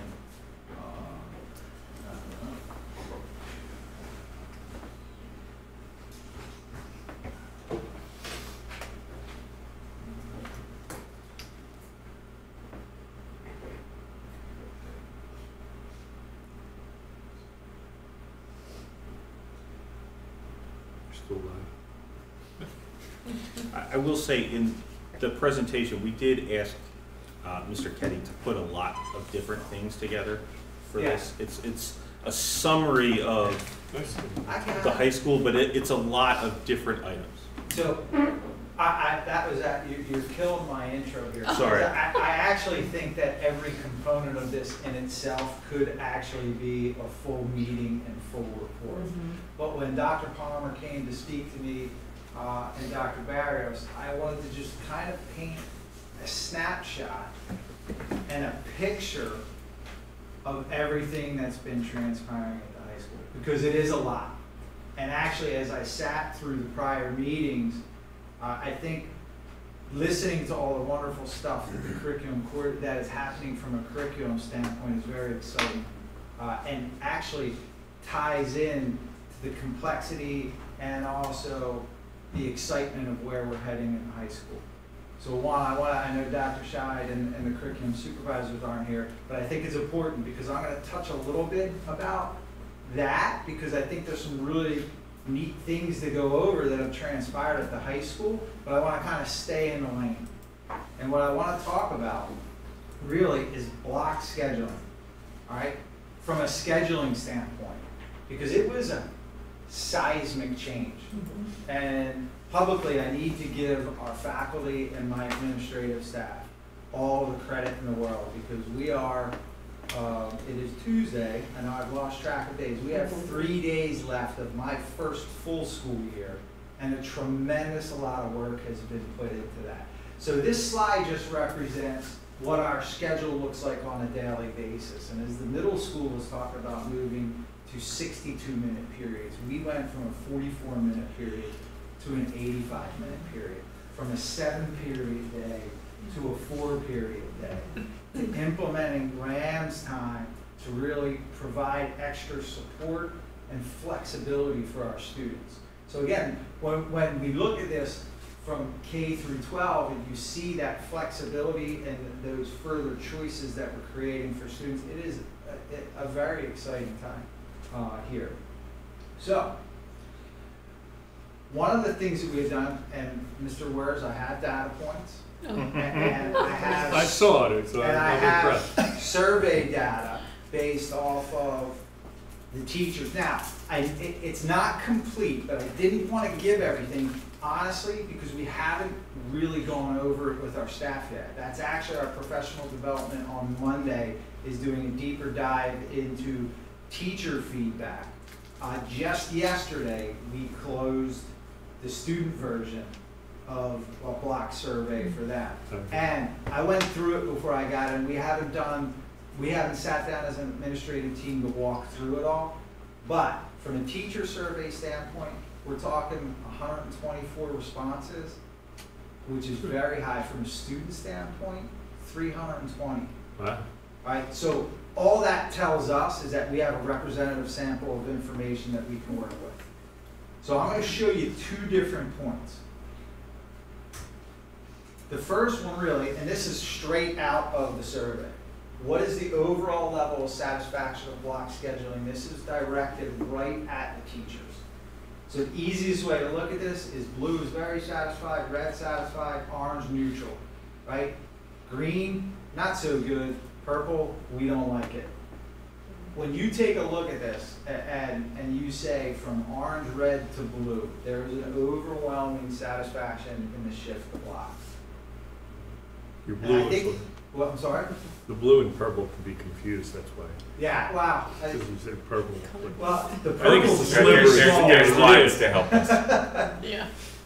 Right, so out of 124 responses, now, on any given day, we have 145 professional staff members, and on any given day, there's over 215 adults in our building, and everybody got it, right? So when I see this, and we take a look at it, the overall satisfaction is very high. Now,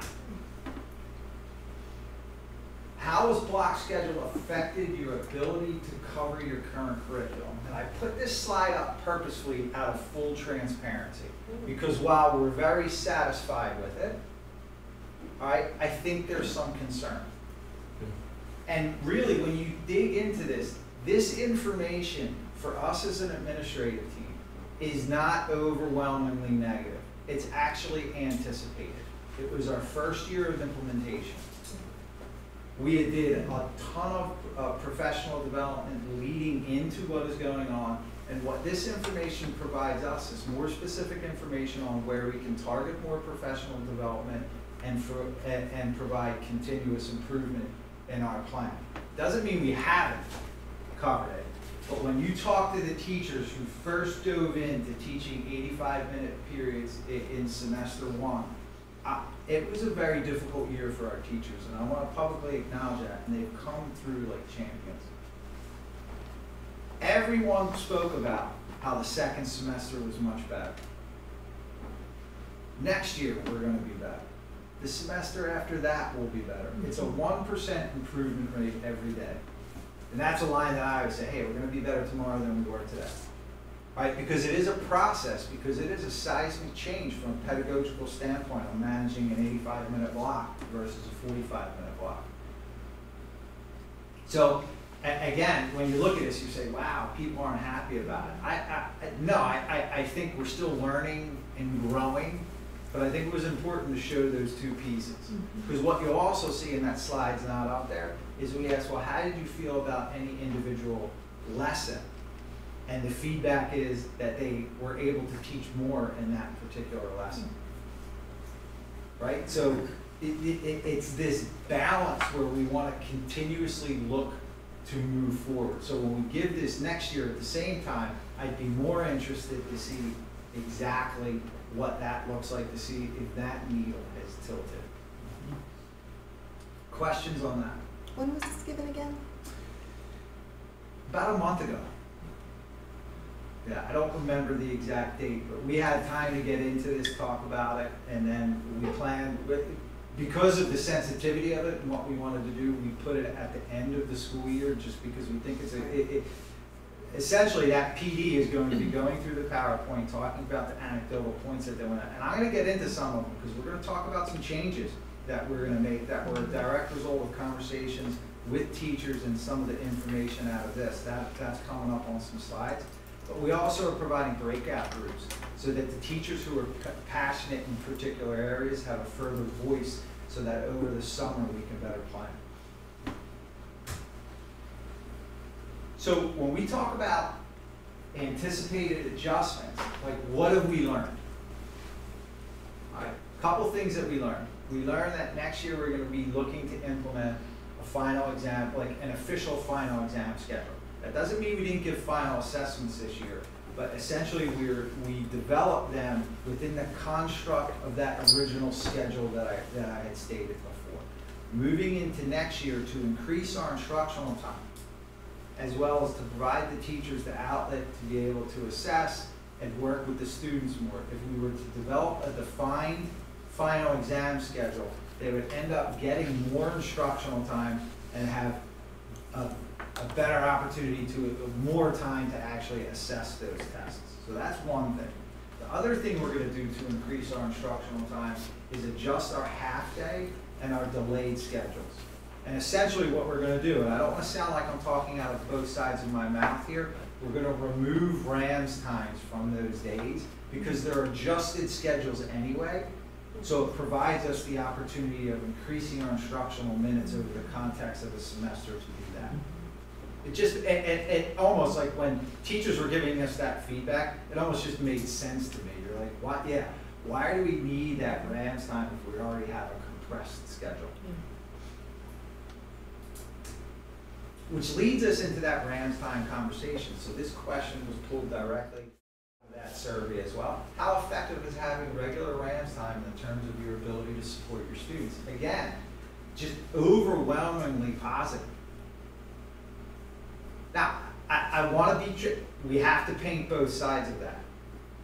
If you're asking me, those students who attended RAMS time and worked with teachers for either remediation or enrichment or extra help, that's a piece of why those numbers are significantly in favor of it. All right, but what we do need to do, all right, is actually focus in on a little bit more of student accountability. And I'll get to that. But what RAMS time provided us, and I know many of you have visited our building, right? RAMS time has completely changed the climate of our building. When you come in the morning, right, the students are calm, everybody's working into their spaces. If you walk around the school, you're going to see students working with teachers. You're going to see students in our flexible seating areas working on work. You're going to see kids in the gym playing basketball. You're going to see kids in the audience just hanging out. But what it did was, and I'm going to get to this is why it's like I want to pull it all together, is you're going to see some pretty resounding impacts that block scheduling, all right, and that RAMS time, how it impacted our attendance, our overall, discipline rates. But that student accountability it is something that we want to focus in on, which leads us to the other point, which is leveraging 5-star in different ways. All right, well, let me stick to Rams time. So next year, going into next year, any students that had a D or an F in the course are going to be required to come in during Zoran time and meet with those teachers. Now, we set that, well, let me rephrase that. We told students and their parents that that time was for students who needed help. There's a difference between somebody who actually takes advantage of that versus somebody who doesn't. Carrot, stick, and we had no hook, right? Because the teachers were able to reach out to the students, reach out to the parents, but kids still weren't necessarily showing up. I mean, that's just flat out. They were the students that were frustrated. So in our student handbook, in the program of studies, we're going to add verbiage that if you have a D or an F in the course, it is required. And that teachers, if that student isn't showing up, they need to be referred to their administrative team so that there's administrative support to back those types of decisions. We'd also like to implement mandatory RAMS days. And what we mean by that is that all students would have to report to school at 7:15 for that RAMS time.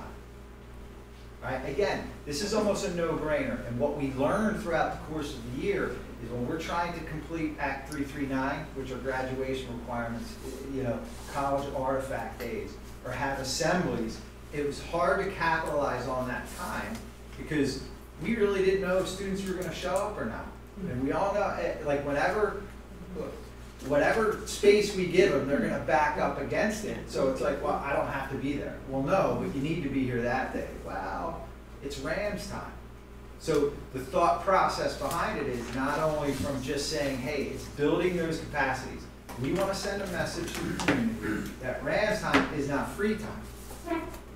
It could be used for that. It needs to be flexible. But maybe every Wednesday, every student needs to be at school at 7:15. That way, if we need to hold an assembly, if we need to run special programming, that time's already built in. All right, and then I want to move back into this, is leveraging 5-star to help us with that level of student engagement. Because 5-star in itself is a very relatively low-cost, very effective system. And my administrative team laughs at me because I was not a fan when they were first saying we want a digital hall pass system. But again, I think we have seen, I think we accomplished all of our goals. If you take a look at this, and I know it's hard to see, I mean, a decrease in lost instructional time, that's specifically related to the fact that there isn't this pass exchange now. A kid can sign out, teacher can approve it, and there's not as many students leaving. So a lot of these points are kind of like combined, but if you can control the students that are out in the hallway, meaning that we can set a limit to how many kids can access a pass on a particular floor, which means that there's more students with their butts in their seats in their class than they're all in the hallway. And there is a huge difference in that from my experiences when I first came on in the 23-24 school year than this. Now, the interesting part was when you talk to the students, I think in the beginning, as we were learning the system, they were frustrated, so they're just, like people just gave up trying to get them. It still worked to our benefit to a certain standpoint because they weren't out in the hallways anymore. It significantly cut down on our discipline issues in the back. So, and I think it's noteworthy to remind everyone that the amount of expenditures we had just on paper hall passes. This is a cost neutral. What's that number? It was $5,000. So that we were, as a district, spending $5 grand just in paper, and think of the time wasted of a teacher signing things, and this system here is around $5,000 a year. So it's actually less. It's decreased the amount of issues that I heard about upon arrival about bathroom situations, hallway traffic, and I am ecstatic with the metrics in it that you have here for us with discipline data. Things have for the most part, this is something that's working. And you not only use it for passes, but you're going to get into tracking of other systems as well. You don't use the word track, but yeah. Okay. Monitor. So this year, from a 5-star, from a digital, from 5-star standpoint, again, this was a learning year from us. And what Dr. Barrios was really referring to was during the Keystones, we started using the system to actually take the non-test takers so that they had to check in using 5-star so that we knew exactly who was in the building and where they were. So essentially during Rams time, and we purposefully did that because pre to that, we introduced having all the students enter the building and they had to show either their ID, and there's also a digital pass, a digital ID on the 5-star app. Now we haven't gotten all the students on board. It was a soft opening where just like if kids are coming in, you're gonna have to show either your 5-star app ID or your ID. Kind of, again, just one of those like no-brainers, just makes sense. You're coming into a building, we need to know who you are. Next year, it's our intentions that they're actually going to have to check in to 5-star when they show up at 7:15, all right? Which then leads to how we're gonna help the teachers have that engagement for those Ds and Fs and whether they're taking advantage of where they are in the classroom. All right? And that's where these anticipated adjustments are. But there's even bigger ramifications to that. Meaning, with the new student director, student activities director and athletic director coming in, we have big plans to try to implement some school spirit ideas from student activities. Like having kids want to call them field days. We don't want to call them field days. But actually having competitions between the classes where we could use 5-star to see how many 9th grade students were at the football game. We could use it to have the students check into the dances and get rid of tickets. Problem is, the system's only as good as the people using it. So I did have some data for 5-star, but it is very useful on an individual basis at this point. Mr. Wers, you're consistently coming late to school or have an academic problem, we can sit down with your parents at a meeting, pull up 5-star, and really have a pretty good look at what your movement was. However, 3 of your passes might have been open for 20 hours, right? So when you're at an individual level, you're like, that's skewed, just somebody forgot it. When I try to look at it from a meta standpoint, and I'm not kidding you here, I think the 11th grade had issued, there was like 68,000 passes put in at the tune of like 500,000 hours. I'm like, well, I can't really present that in any way that makes any sense because what we need to do from our end is tidy up our procedures to make sure things are getting closed and shut down. But from an individual standpoint, it was very useful for our team meetings. It was very useful in IEP meetings. It was very useful in conversations with parents. Questions on 5-star? Have you used it to stop meetups? Yes. So that was part of where it's helped us because Mr. Palmer and Mr. Barrios aren't getting along.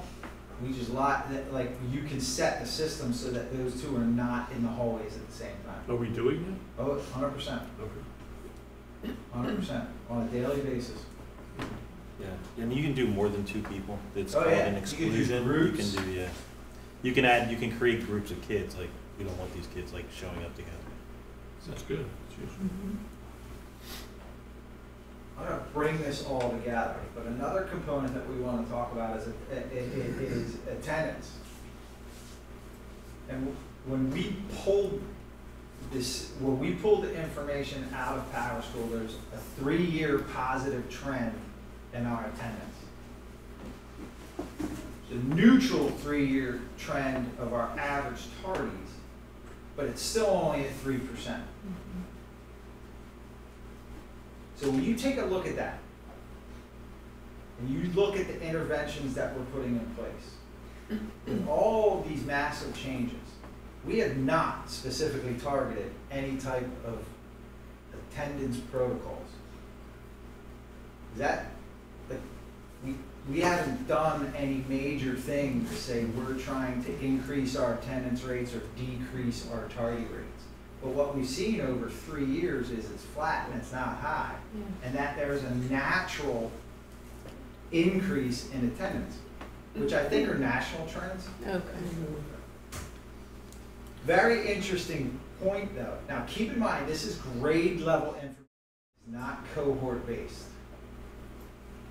Right? This is just 9th grade to 9th grade to 9th grade. It's not tracking the same class going through. But if you take a look, the 11th grade information, take a look between 22 and 23 to 23 and 24, how is a downward incline, then it spiked up.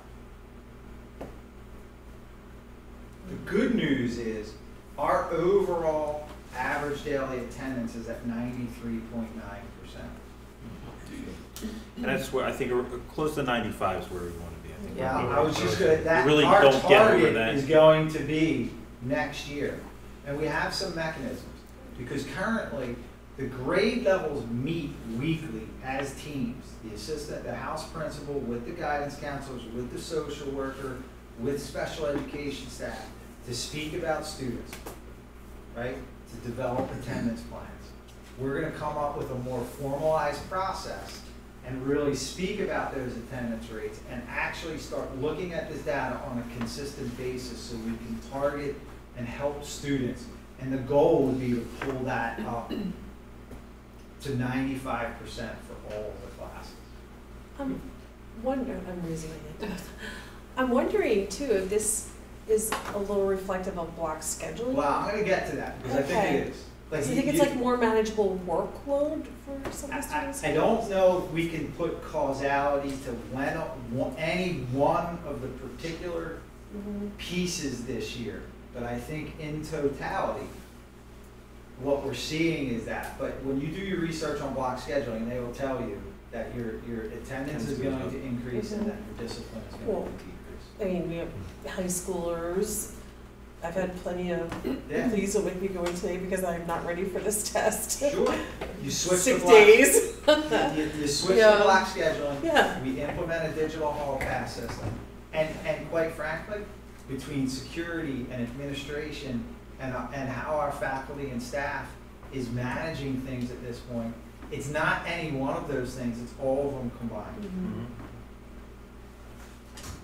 I mean, this is a boring graph, but I figured I'd throw it in because I know Mr. Ware's like that. That doesn't count. Metrics. I missed that. But discipline. And I'm going to come back to what you brought up about block scheduling. Yeah. So discipline, when we talk about discipline, the way that it's reported to the state and the way that it's housed in our student information system is basically twofold. It's either like a non-state reportable incident or a state reportable incident. Jimmy's throwing tater tots at Billy in the cafeteria, that's non-reportable. Jimmy throws down with them, that's reportable. So that's really the difference. And it's just a reminder that we will be sharing district-wide discipline data with you in the executive session. So we'll have detailed numbers for you and talk about safe to says as well, how many of those were done. But it's good to have that information. Wow. Wow. Yeah. Wow. Wow. Significant decrease. Yeah. And I know that Mr. Gallo, the Director of Safety and Security, is putting his, and we speak all the time, our offices are adjacent to each other. And just the information coming out of his office and what he will share will look the same as that. Then you can dig a little bit deeper and you can really start looking at trends about certain things that are happening at school. And simply just to take a look at how, like, our there's a 3-year historical trend of not having a lot of violent incidents in school. I'm not gonna say fights don't happen. All right, and through Dr. Palmer's office, we're actually working on that. There's a difference between two kids who are rolling around because they're buddies versus two kids who are actually getting in a fight. And unfortunately, they were both reported disciplinary at times as the same non-reportable incidents. We're looking very, very closely at every incident that takes place. So everyone is reviewed by the high school team and the middle school teams, brought to my attention. Mr. Johnson is typically brought in as well. The student is thought to be a special education student. And we review them in detail to make sure that we're coding it correctly and that we're giving appropriate discipline. It's not one size fits all. It's looking at every kid, every incident, and what the antecedents, what the effects were. So what is fighting? Because that's the only one that's gone up. Yeah, you will notice that fighting on there and one that's called assault, if you add the two together, they're about the same-ish. So fighting, what it technically means is that there's two people who are considered mutual combatants, and that someone is actually like injured as part of it, whereas assault is more like one person versus another person. Or if we have a staff member attempting to intercede, break up a fight, if they're injured, scraped, we're not taking that lightly. No. It's about one thing happens per month of school, which is pretty low incident. And the vaping incidents, that tremendous decrease. Wow. And that's, it's clearing those bathrooms out. I'm just gonna say, it's clearing those bathrooms out. It's a focus from a security, it's a focus from the teacher standpoint, it's been a focal point of the administrative team. The other thing is consistency.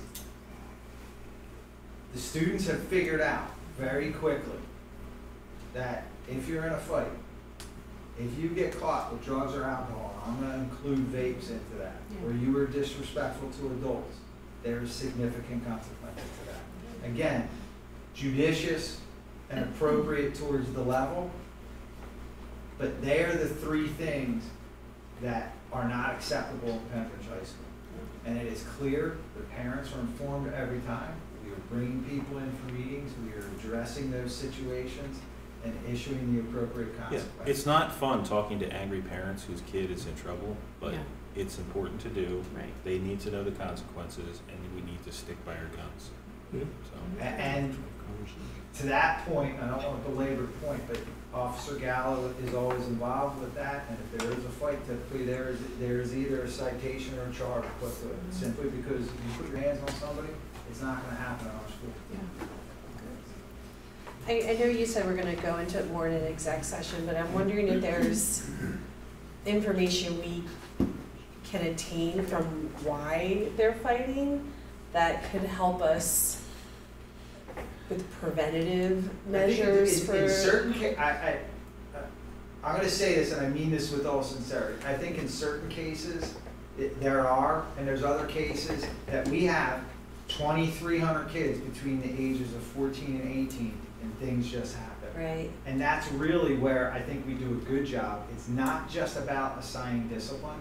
It's about putting students in the right position so that we're either going to be running restorative conferences, the counselors are working at it, we've engaged parents. We've even tried to bring in outside agencies to work through some issues with kids when it's with families. With whole families. With whole families. Yeah. Well, I guess I'm thinking if there's something where students are fighting because someone like posted something on social media and that seems to be a piece of a lot of the fights. Like there's probably more to it in different facets, but if that's a piece to a lot of the fights, would we then be interested in doing something with the entire student population that's like, did you know that like 90% of our fights are over social media? And this is what happens when you have a fight in this school. So here's how you like digest this information properly and how you, I mean, it's speaking to the wind, but it might to those mandatory RAMs days. Yeah. Is to if we're going to have special programming, but we do have student-run assemblies where we address those issues and address the students at the beginning and in the mid-year to tackle those types of things. Good. So I'm gonna, you know, they did such a good job at the curriculum level, but one of the things that we're proud of is the new advanced placement courses that we've either brought online this year, AP Geography, pre-calculus next year, as well as Latin coming in the year after that. And I think it's important to highlight just the overall increase in our AP participation. If you could go back to that slide, Mr. Ketty. So that second bullet there, increased participation. So if you look at the course AP Human Geography, that was opened up for 9th graders. So we're going to be in talks with Mr. Ketty and company and Dr. Bloom and taking a look at our AP course offerings as a whole and taking a look at the program of studies and what kinds of barriers, how do we increase more participation with the younger grades. You know, I've had the privilege of meeting with students in the Student Advisory Council, and we've talked about some of these barriers. And one student in particular is ranked very, very high in the class of 2025, and he talked about had he been given the opportunity to take AP courses at the younger grades, it would have increased his class rank and his overall GPA, which could have potentially gotten him into an Ivy League school. So we need to take a look at courses like AP Government and other courses where if we can encourage students to take these AP courses that students have high success rates in. I'm not talking about going right into AP Physics or AP Chemistry, but there are some courses that kids can achieve some success. So that's a coming attraction, but you'll see the increased numbers in the next slide if you could go to that, Mr. Ketty. All right, I believe this is the highest number of AP exams ever taken in the history of this district. So you remove some of those barriers, open access to the younger kids who have the potential to succeed in these college level courses. But that's an outstanding metric right there that we should all be proud of. And the number of kids. Yeah. Right. That's fantastic. It's tremendous, right? So if you're looking at AP participation, a student who scores a 3 or higher, they get that college credit when they move on to their university or college. Now some will argue that not all colleges accept it, most colleges do. Yeah. We're talking about your Ivy League schools and some other private institutions, but most of your colleges and universities will accept AP coursework if a child earns a 3 or higher. I always felt like it was the rigor of the AP course that helped you more in college than anything, like just the pace. 100%. Yeah. I think another highlight of the year is just how we're onboarding 2 new STEM courses, and also in that process of developing our STEM Academy and our Performing and Fine Arts Academy. I think that's just a precursor to going back to the original slide. Block is being the priority. Presenting more options, more flexibility, developing those courses for our student needs. It's a source of pride, and I think we need to acknowledge just being on the front foot of that to continue to do that. So if you take a look at these 2 courses under the STEM Academy there, so students weren't taking metal shop. So we had this big space lying dormant, and through some innovative planning, we were able to develop these courses right here. Construction's happening, or remodeling, if you will, of the former metal shop. Dust collectors going in, and some new equipment, but we were able to come up with these courses for our students, and they vote with their feet through their electives, and it's excellent work here. So. And it's further aligning the curriculum with what's going down at the middle level too. So it is a win-win-win, and that's why I wanted to highlight it. So if you look at the K through 12 continuum, and we're talking about better vertical articulation, so you saw some students earlier coding and doing all these amazing things, so when they get to the high school, they're still getting more of these challenging STEM-related field courses that will make them competitive. So I'm going to go back to the first presentation tonight. Mr. Garrish talked about the 3 high school students that did show up. That's because they didn't have to check in 5-star. But what he spoke about, we could set that up as an event so that students would get credit for coming here. I'm excited for your last slide. I am too. Me I'm too. trying to hold you guys. Oh, I thought. All right, Tim, keep it moving. But those 3 students that he highlighted were the reason why we switched the block schedule, because of the flexibility that they had within their schedule to be able to take those high-level courses. And that works in the reverse as well. Last slide. Graduation tomorrow. Yay! When is it? See there. Tomorrow, No. 6 o'clock. I'm gonna put it, Questions for me? I just have one comment, and I'm gonna put it out there that my son will probably kill me about this, but I have no problem saying kids need to be in school all day. Like, to encourage them to do more of these different classes, rather than being like, oh, I only have to take 1 math class senior year, and, because you're right, they won't be here if they don't have to be here. We spoke about, though, it's a 4-year transition. Yeah. Because our current seniors had 3 years of traditional and then 1 year to switch. For us to get true metrics on any of our successes, we use all this time to continue to develop and refine our practices, make sure that the current students are getting it, but it's that freshman class this year that will define the true metrics of the success. Oh, I'm just talking about like no lunch release, no early release, no late arrival. That's what I'm saying, like all day you're here. Thank you, Tim. Shut up. Hey, Tim. Get us in trouble. Thank Hey, you. just one comment. Thank you for putting the metrics out there to show. You know, we've had people come in here for ages saying bathrooms are out of control or whatever, and we had no way of measuring that. What you did really, and all those metrics are important to share with the public so that they know that you'll hear stories, but you have the facts, and I appreciate that. We need more of that at the school. Excellent job, Tim. Yes. Thank you. Have a good evening. All right, that is it. The next Student Services Committee meeting is scheduled for Wednesday,